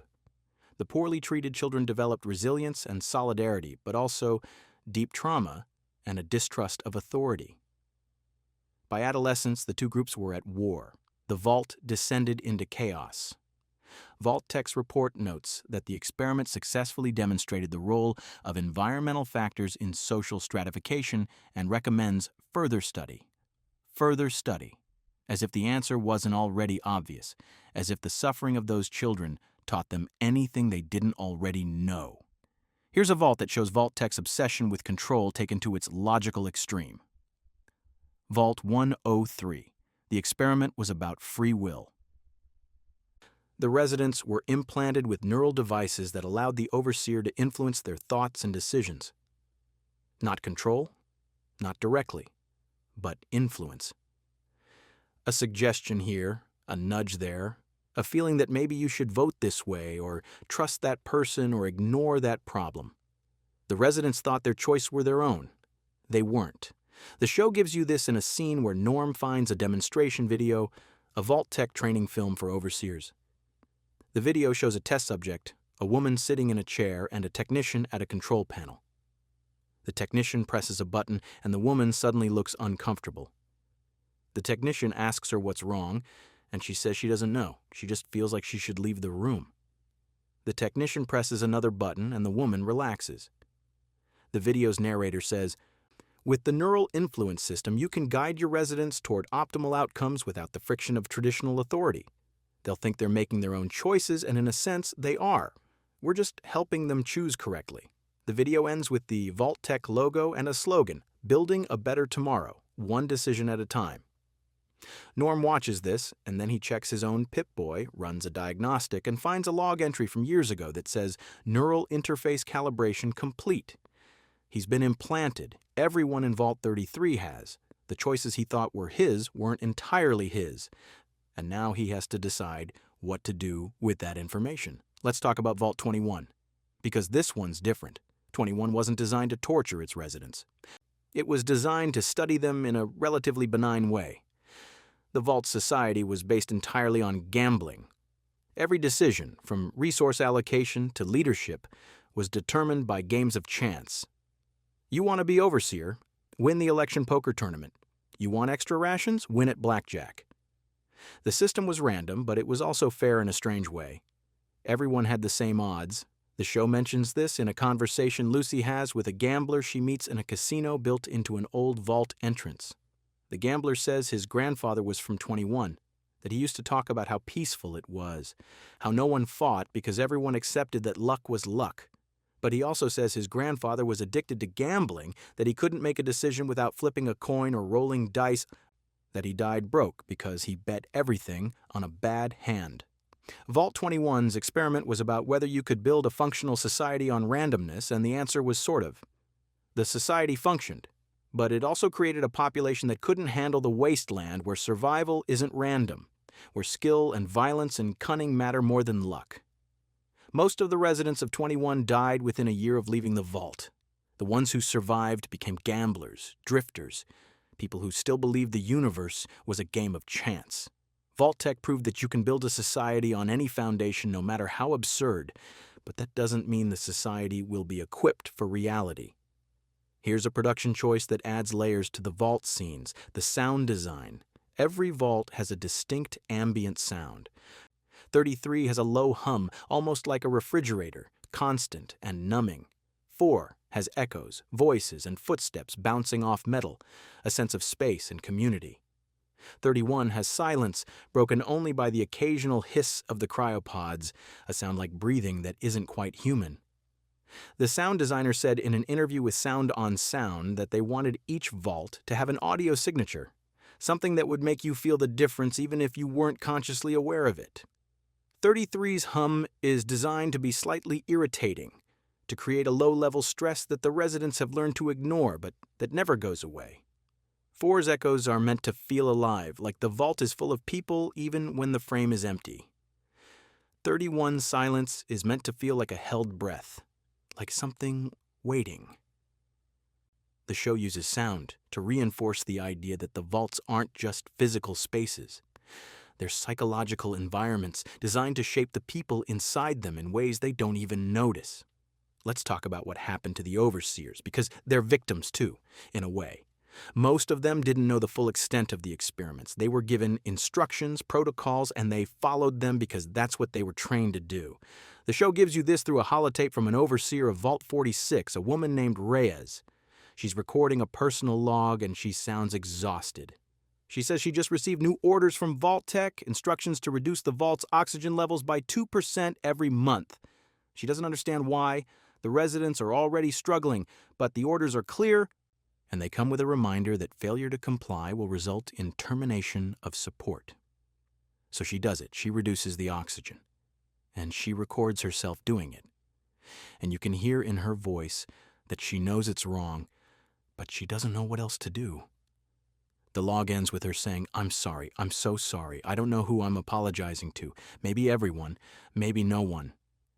Vault 46's residents suffocated slowly over the course of 2 years. Reyes was the last one alive. Her final log entry is just breathing, labored and wet, and then silence. The show uses Reyes to complicate the idea of responsibility. She made the choice. But was it really a choice? When the alternative is everyone dies immediately instead of slowly, what do you do? The show doesn't answer. It just shows you the weight. Here's a vault that ties into the show's exploration of identity. Vault 63. The experiment was memory manipulation. The residents were given false memories implanted through a combination of drugs and hypnosis. They remembered childhoods that never happened, families that didn't exist, a world before the bombs that was entirely fabricated. The goal was to see if you could create a stable society based on shared false history. And it worked for a while. The residents of 63 were happy. They had a strong sense of community, a shared culture, a collective identity. But then someone found a discrepancy, a date that didn't line up, a memory that contradicted someone else's memory. And the whole thing unraveled. The residents turned on each other, accusing each other of lying, of being plants, of being part of the conspiracy. The vault tore itself apart in a matter of weeks. The show gives you this through a series of holotapes, different residents recording their confusion and fear and rage. One of them says, "I don't know what's real anymore. I don't know if I'm real." Another says, "If my memories are fake, then who am I?" The show uses 63 to ask what makes us us. If your memories are false, are you still you? If your history is a lie, does your identity mean anything? The residents of 63 couldn't answer those questions. They just fell apart.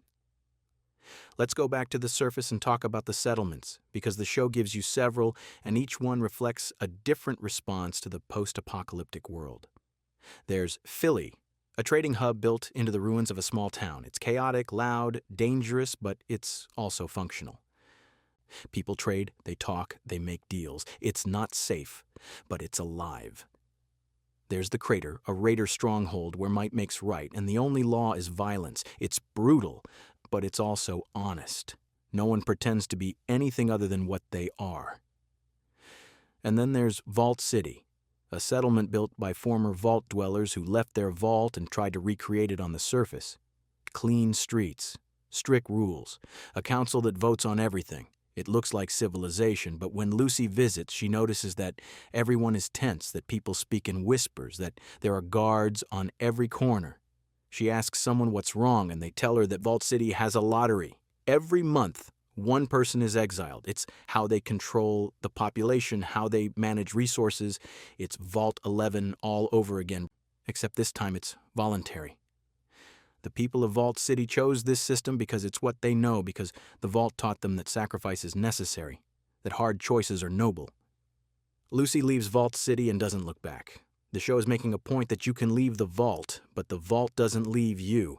The ideology persists, the trauma replicates. Now let's talk about the ghouls in more detail, because the show uses them to explore what it means to be human when your body stops being recognizably human. Cooper is the ghoul you spend the most time with, but he's not the only one. You meet others. There's a ghoul named Thaddeus who runs a clinic in a settlement called Rivet City. He's been a ghoul for 160 years, and he's spent most of that time trying to help people, stitching wounds, setting bones, delivering babies. He tells Lucy that he used to be a surgeon before the war, that he had a practice in Boston, that he was good at what he did, and then the bombs fell, and he became this.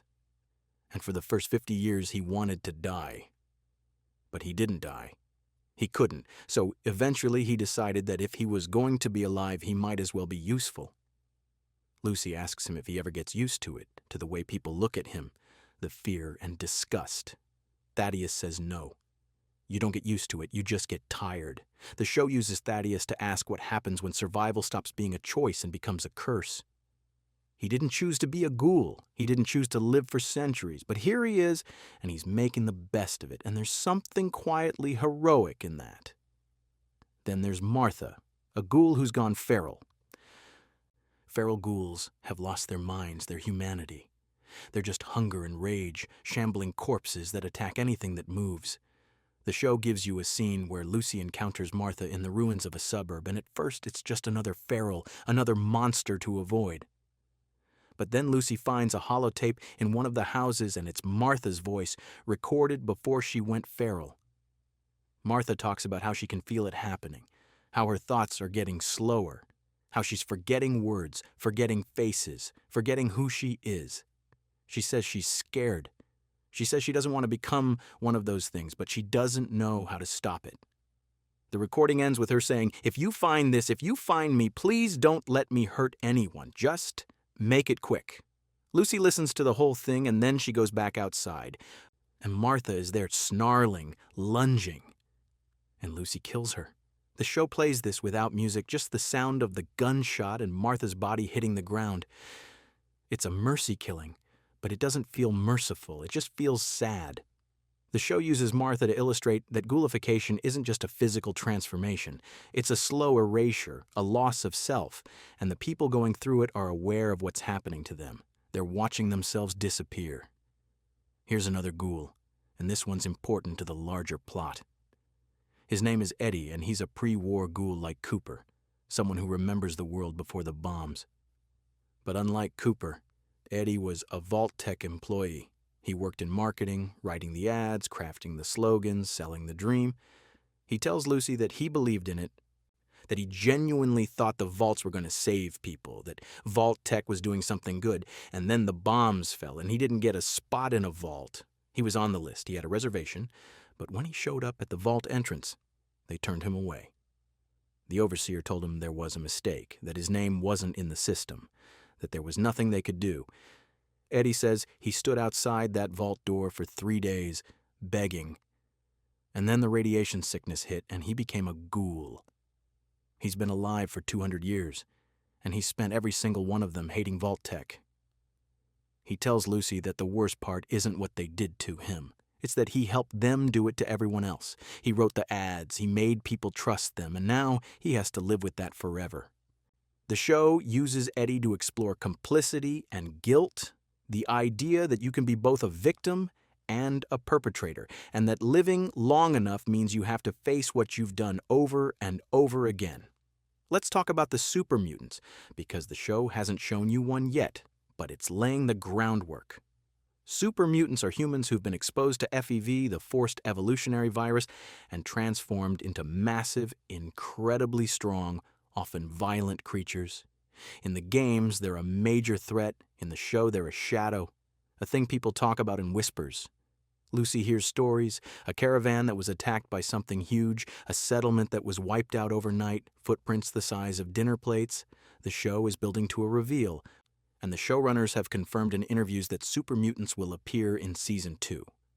But the groundwork is here, in the references to Vault 87 and WestTech, in the files Lucy finds about FEV research. The show is setting up the idea that super mutants aren't just monsters. They're victims of the same system that created the Vaults, another experiment that went wrong, or went exactly as planned, depending on how you look at it. FEV was supposed to create super soldiers, humans who could survive anything.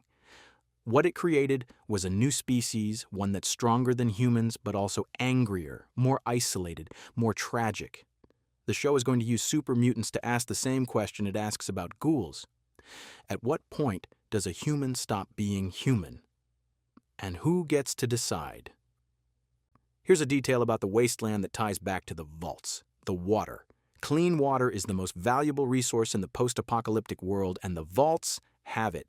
Every Vault has a water purification system, a chip that filters radiation and contaminants and produces clean, drinkable water. On the surface, people die for water. They fight wars over it. They trade everything they have for a single bottle. And the Vaults, the places that were supposed to save humanity, are sitting on an abundance of it and doing nothing. Some Vaults trade water for supplies, but most don't. Most are sealed, their water system still running, purifying water that no one drinks while people on the surface die of thirst. The show gives you this in a scene where Lucy is traveling with a group of wastelanders and they find a dried-up well. One of them, an older man, says he remembers when this well had water before the Vault nearby stopped trading. He says they went to the Vault and begged, and the overseer told them the Vault's resources were for Vault residents only. The man's daughter died of dehydration 2 weeks later. He tells this story with no emotion, like he's reciting a grocery list, and that's worse than anger. He's past anger. He's just empty. The show uses this to illustrate that the Vaults aren't just a historical crime. They're an ongoing one. Every day they stay sealed, people die. Let's talk about the Brotherhood of Steel's technology hoarding in more detail, because it's a direct response to Vault Tech, and it's just as problematic. The Brotherhood believes that advanced technology is too dangerous to be left in the hands of ordinary people, that it needs to be controlled by those who understand it. And on the surface, that makes sense. The world was destroyed by technology, by nuclear weapons and FEV and all the other horrors the pre-war corporations created. But the Brotherhood's solution is to take all the technology and keep it for themselves, which means the people who need it most, the people trying to survive in the wasteland, don't have access to it. The show gives you this through a character named Maximus, a Brotherhood squire who's questioning the Order's mission. He tells Lucy that he joined the Brotherhood because he thought they were heroes, that they were protecting people. But the more he sees, the more he realizes they're just another faction hoarding resources. He says he once watched a paladin confiscate a water purifier from a settlement. A purifier that was keeping 50 people alive because it was pre-war tech and therefore belonged to the Brotherhood. The settlement tried to resist. The paladin killed 3 people and took the purifier anyway. Maximus says he didn't do anything. He just stood there. And now he doesn't know if he's a hero or a coward or something worse. The show uses Maximus to explore the idea that good intentions aren't enough, that systems of control are still systems of control even when they're justified by noble goals. Here's a faction the show introduces that offers a different model. The Followers of the Apocalypse. They're a group of doctors, teachers, and scientists who travel the wasteland providing free medical care and education. They don't hoard technology. They share it. They teach people how to purify water, how to grow food, how to treat radiation sickness. They're not powerful. They don't have an army. They're just people trying to help. Lucy meets a follower named Arcade, and he tells her that the Followers were founded by survivors of a vault, people who left and decided they didn't want to repeat the mistakes of the old world. He says the Followers believe that knowledge should be free, that technology should serve everyone, not just the people in power. Lucy asks him if it's working, if they're making a difference. Arcade laughs and says, "Barely. We're outnumbered, outgunned, and out of supplies most of the time, but we're still here, and as long as we're here, there's a chance." The show uses the Followers to offer a glimmer of hope, a model of what the wasteland could be if people chose cooperation over competition.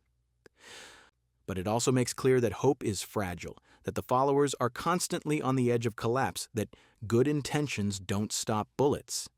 Let's go back to Vault-Tec one more time and talk about the company's ultimate goal, because the show reveals it in pieces, and when you put them all together, it's staggering. Vault-Tec wasn't just running experiments for data. They were running experiments to build a blueprint for a new society, one that could be controlled from the top down, one where every variable was managed, every outcome predicted. The vaults were prototypes.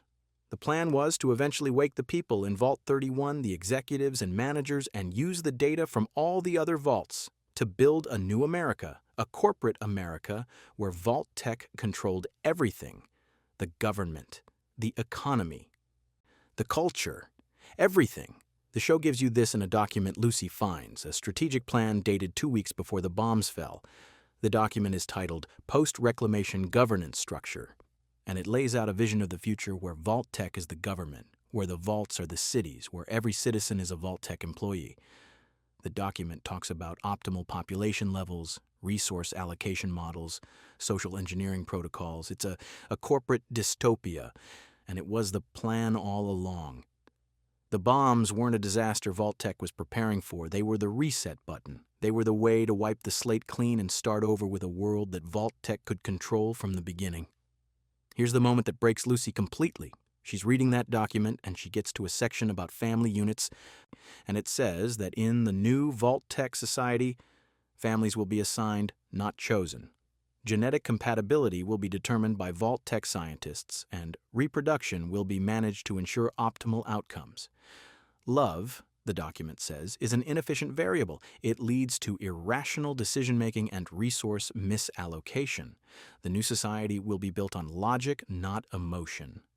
Lucy reads that, and she thinks about her parents, about Hank and Rose, and she realizes that their marriage was probably assigned, that her birth was probably planned, that her entire life, everything she thought was real and personal and hers, was just another line in a Vault-Tec spreadsheet.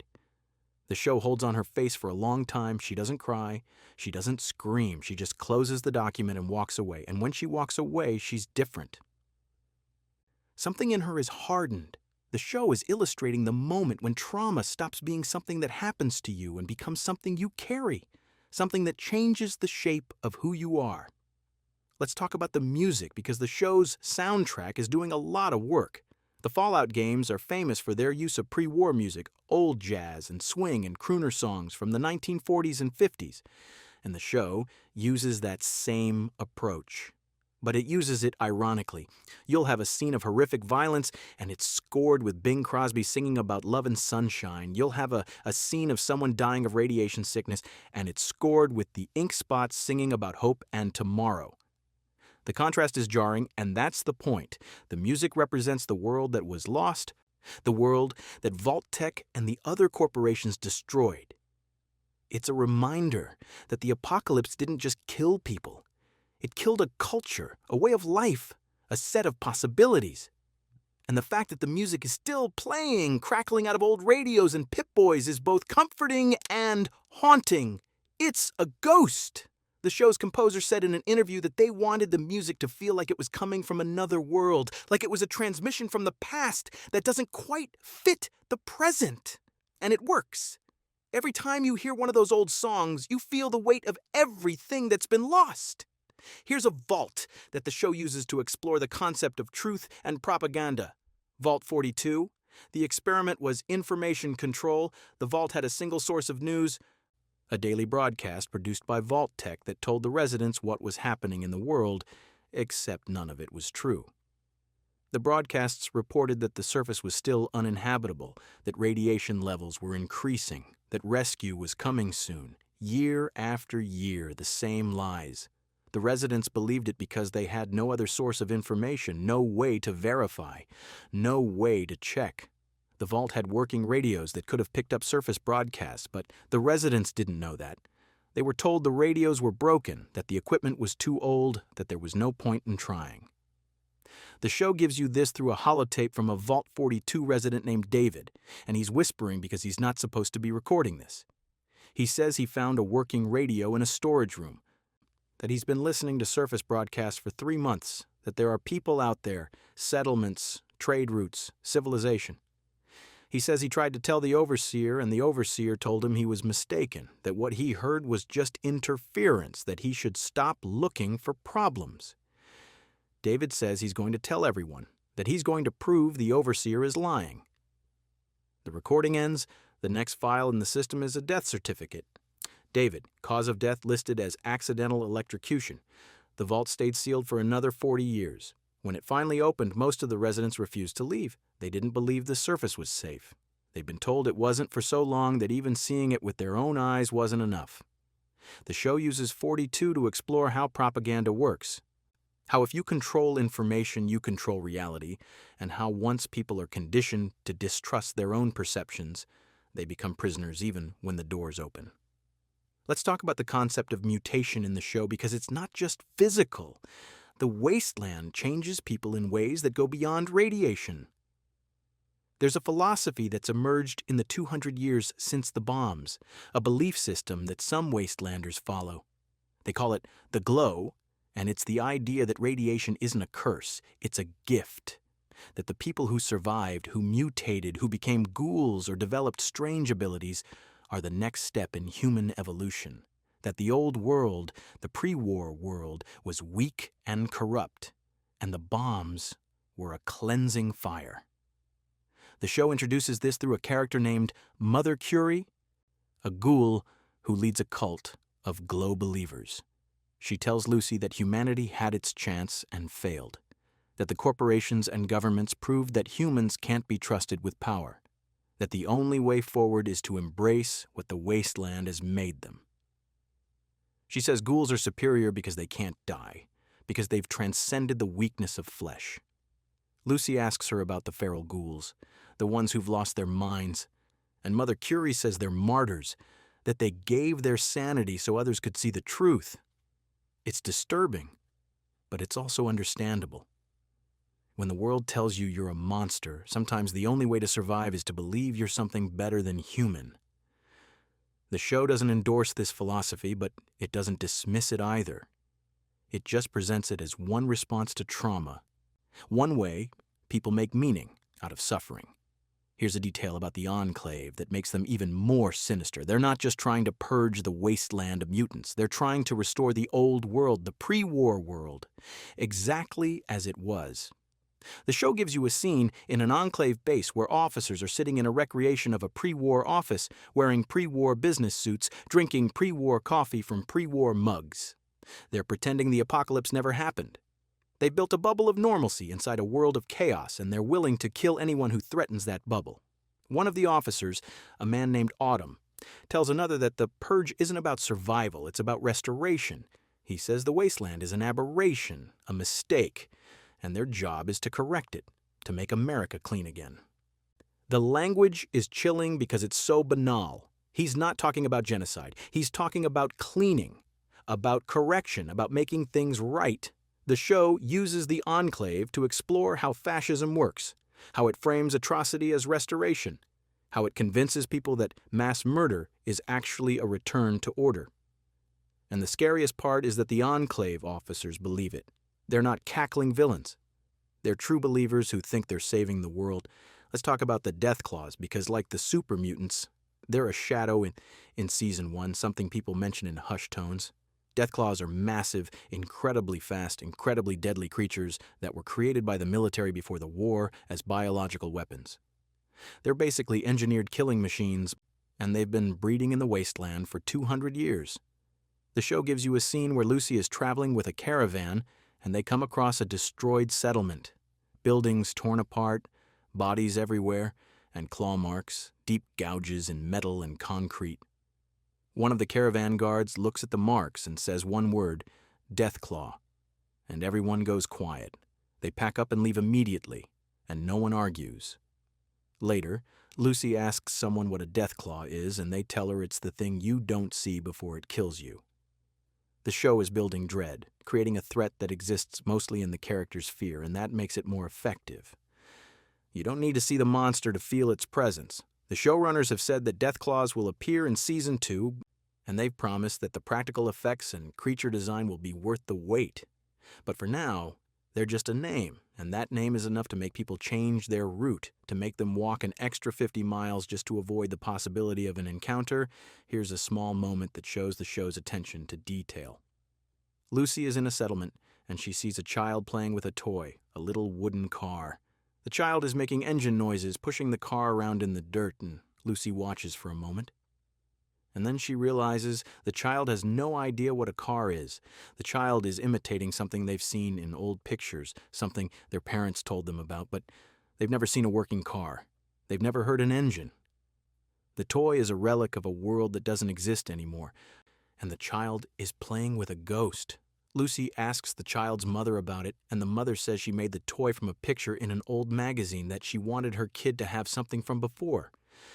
Lucy asks if the child knows what it is, and the mother says no, not really, but it makes them happy, and that's enough.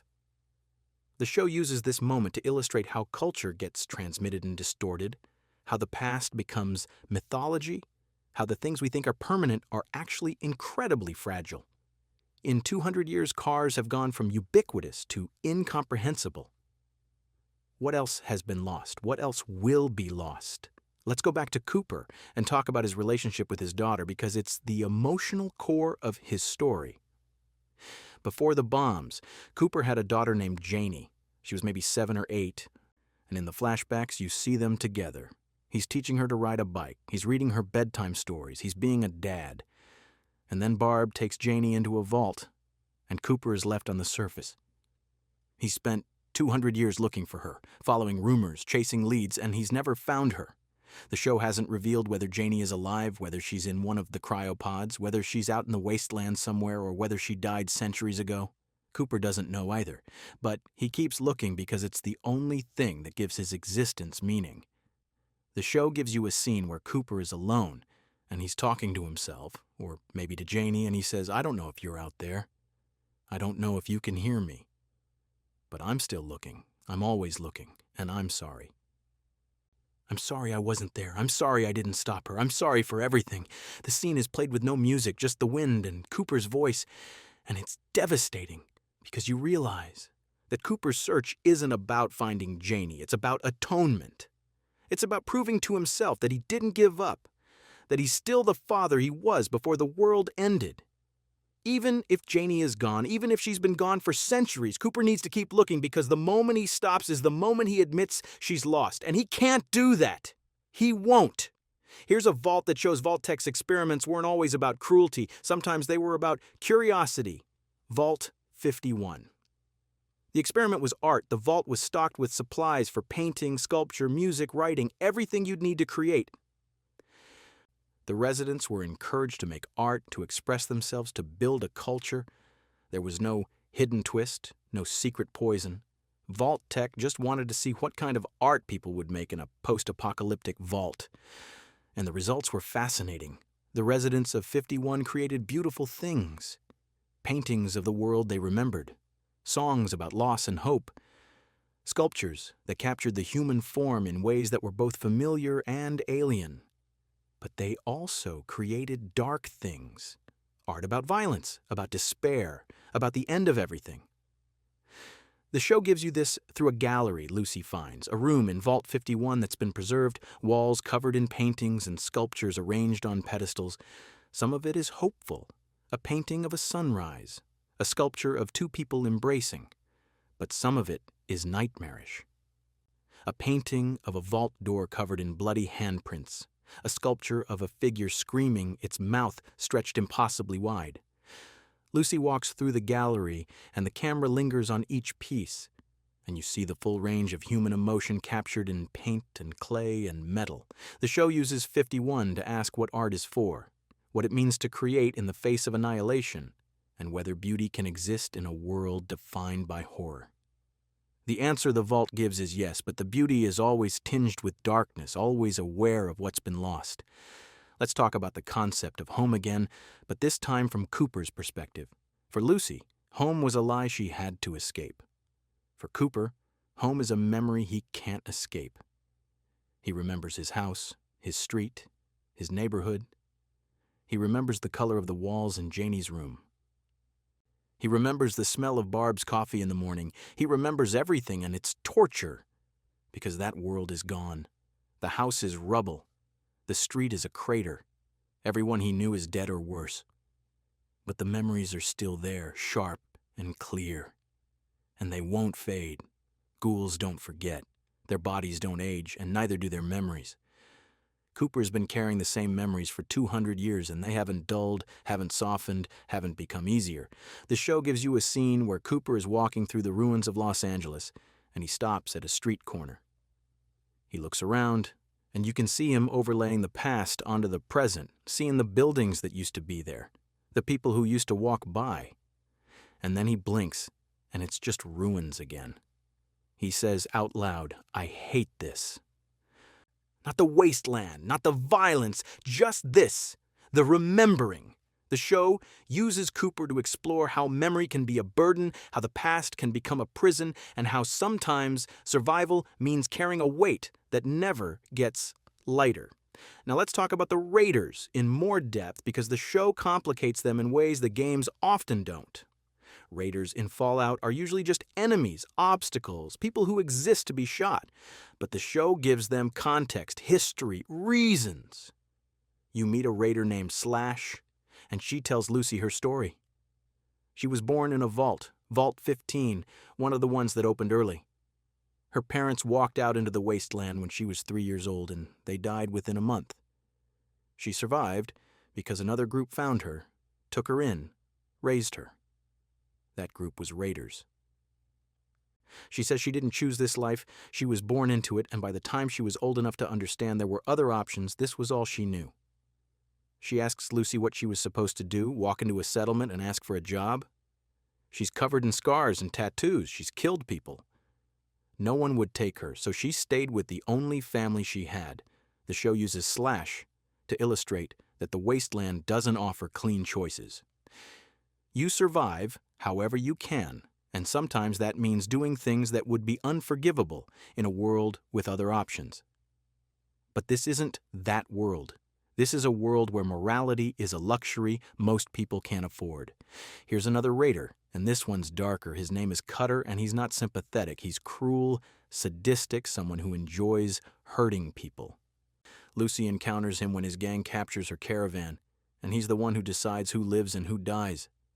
He picks people at random, makes them beg, and then kills them anyway. He's laughing the whole time. The show doesn't try to redeem him or explain him. He's just evil. But later, after Lucy escapes, she finds a holotape in the Raider camp. It's Cutter's voice, but younger, and he's recording a message to his sister.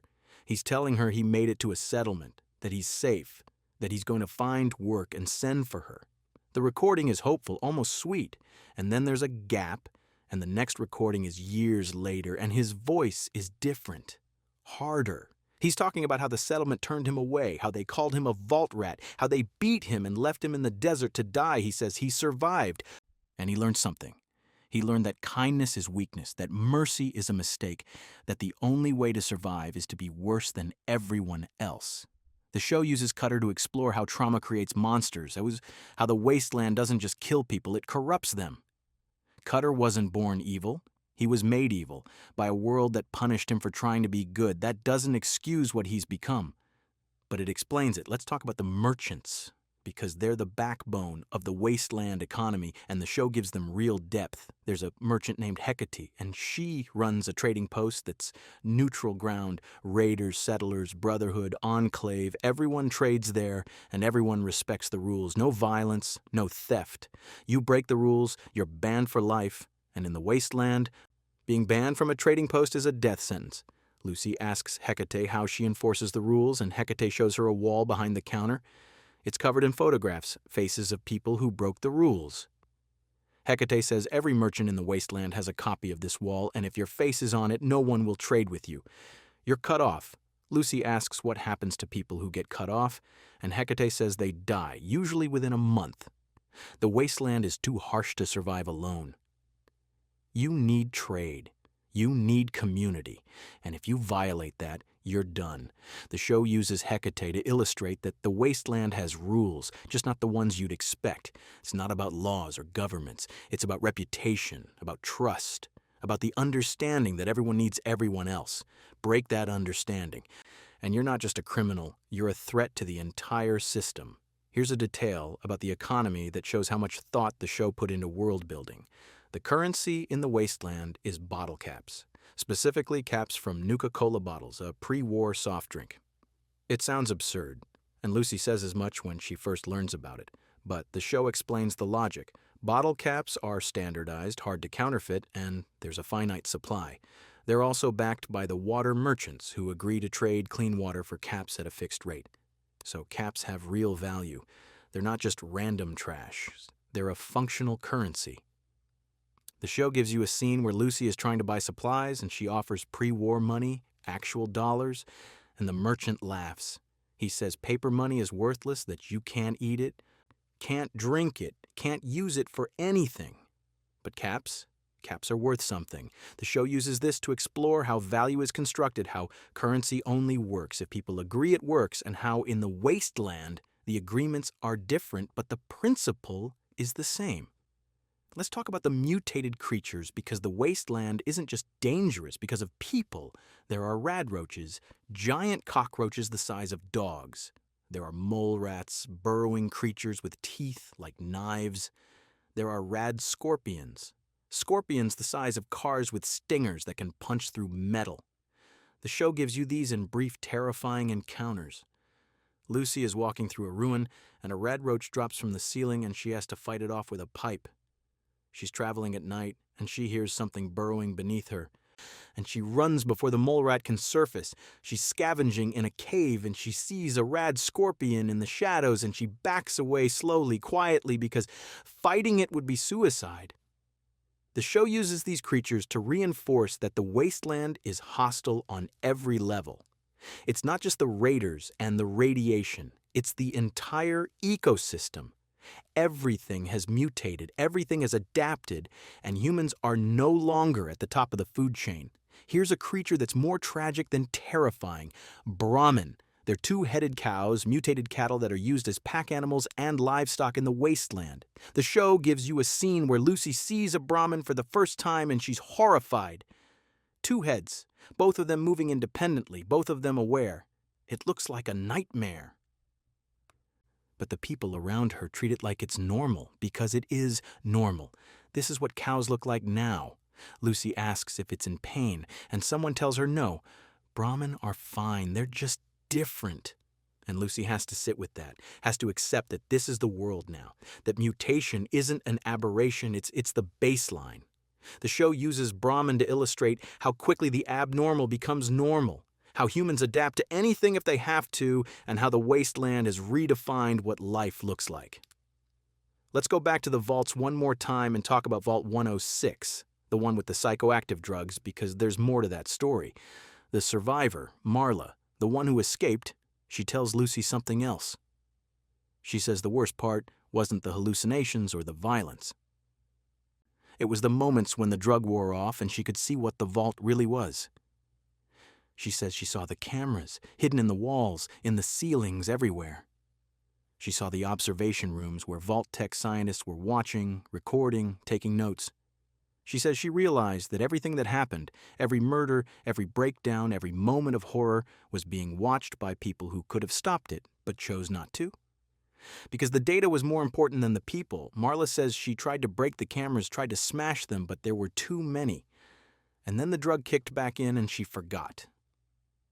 The show uses this to drive home the idea that the cruelty of the Vault experiments wasn't passive. It was active. There were people watching, people making choices, people who saw suffering and decided it was acceptable. The experiments didn't just happen, they were performed.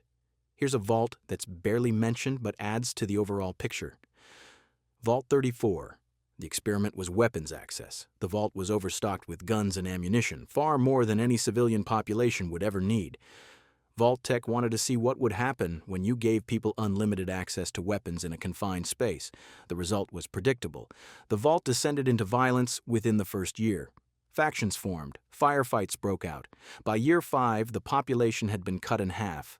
By year 10, there were only a handful of survivors, and they were so traumatized they could barely function. The show mentions this in a terminal entry. and the report notes that unrestricted weapons access leads to rapid population decline and is not recommended for future experiments. Not recommended. As if the problem was the experimental design and not the fact that they deliberately created a situation where people would kill each other. The show uses 34 to illustrate that Vault-Tec's experiments weren't just about studying human behavior. They were about creating specific outcomes, about proving hypotheses that they already believed were true. The residents weren't subjects, they were props. Let's talk about the concept of hope in the wasteland because it's rare, but it exists. The show gives you moments of genuine kindness, genuine connection, a stranger sharing water with Lucy when she's dying of thirst, a settlement taking in refugees even though they barely have enough for themselves, a doctor treating someone's wounds for free because it's the right thing to do.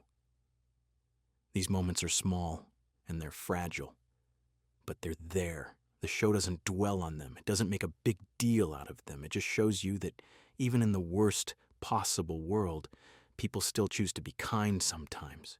Not because it benefits them. Not because they expect anything in return. Just because they're human, and humans are capable of compassion even when compassion is irrational. The show uses these moments to balance the darkness, to remind you that the wasteland isn't just a place of suffering. It's also a place where people are trying every day to be better than the world that made them. Here's a character who embodies that hope. Her name is Birdie, and she's a teacher in a small settlement. She teaches children how to read, how to do math, how to think critically. She has no formal training. She learned from old books she found in ruins, and now she's passing that knowledge on. Lucy meets her and asks why she does it, why she spends her time teaching when she could be scavenging or trading or doing something that would help her survive. Birdie says, because if we don't teach them, they'll grow up like animals. They'll forget that we were ever anything more than this. She says education is the only way forward, the only way to rebuild something better than what was lost. Lucy asks if she really thinks that's possible, if the wasteland can ever be more than just survival. Birdie says, I don't know, but I have to act like it is, or what's the point? The show uses Birdie to offer a vision of the future that isn't about restoring the past or accepting the present. It's about building something new, something that learns from the mistakes of the old world without repeating them. Let's talk about the show's visual language because it's doing a lot of work to convey meaning without dialogue. The color grading shifts depending on where you are. The vaults are cold, blue and gray, and sterile. The wasteland is warm, orange and brown and dusty. The enclave bases are green, sickly, and artificial. Each location has a distinct look, and that look tells you something about the place before anyone says a word.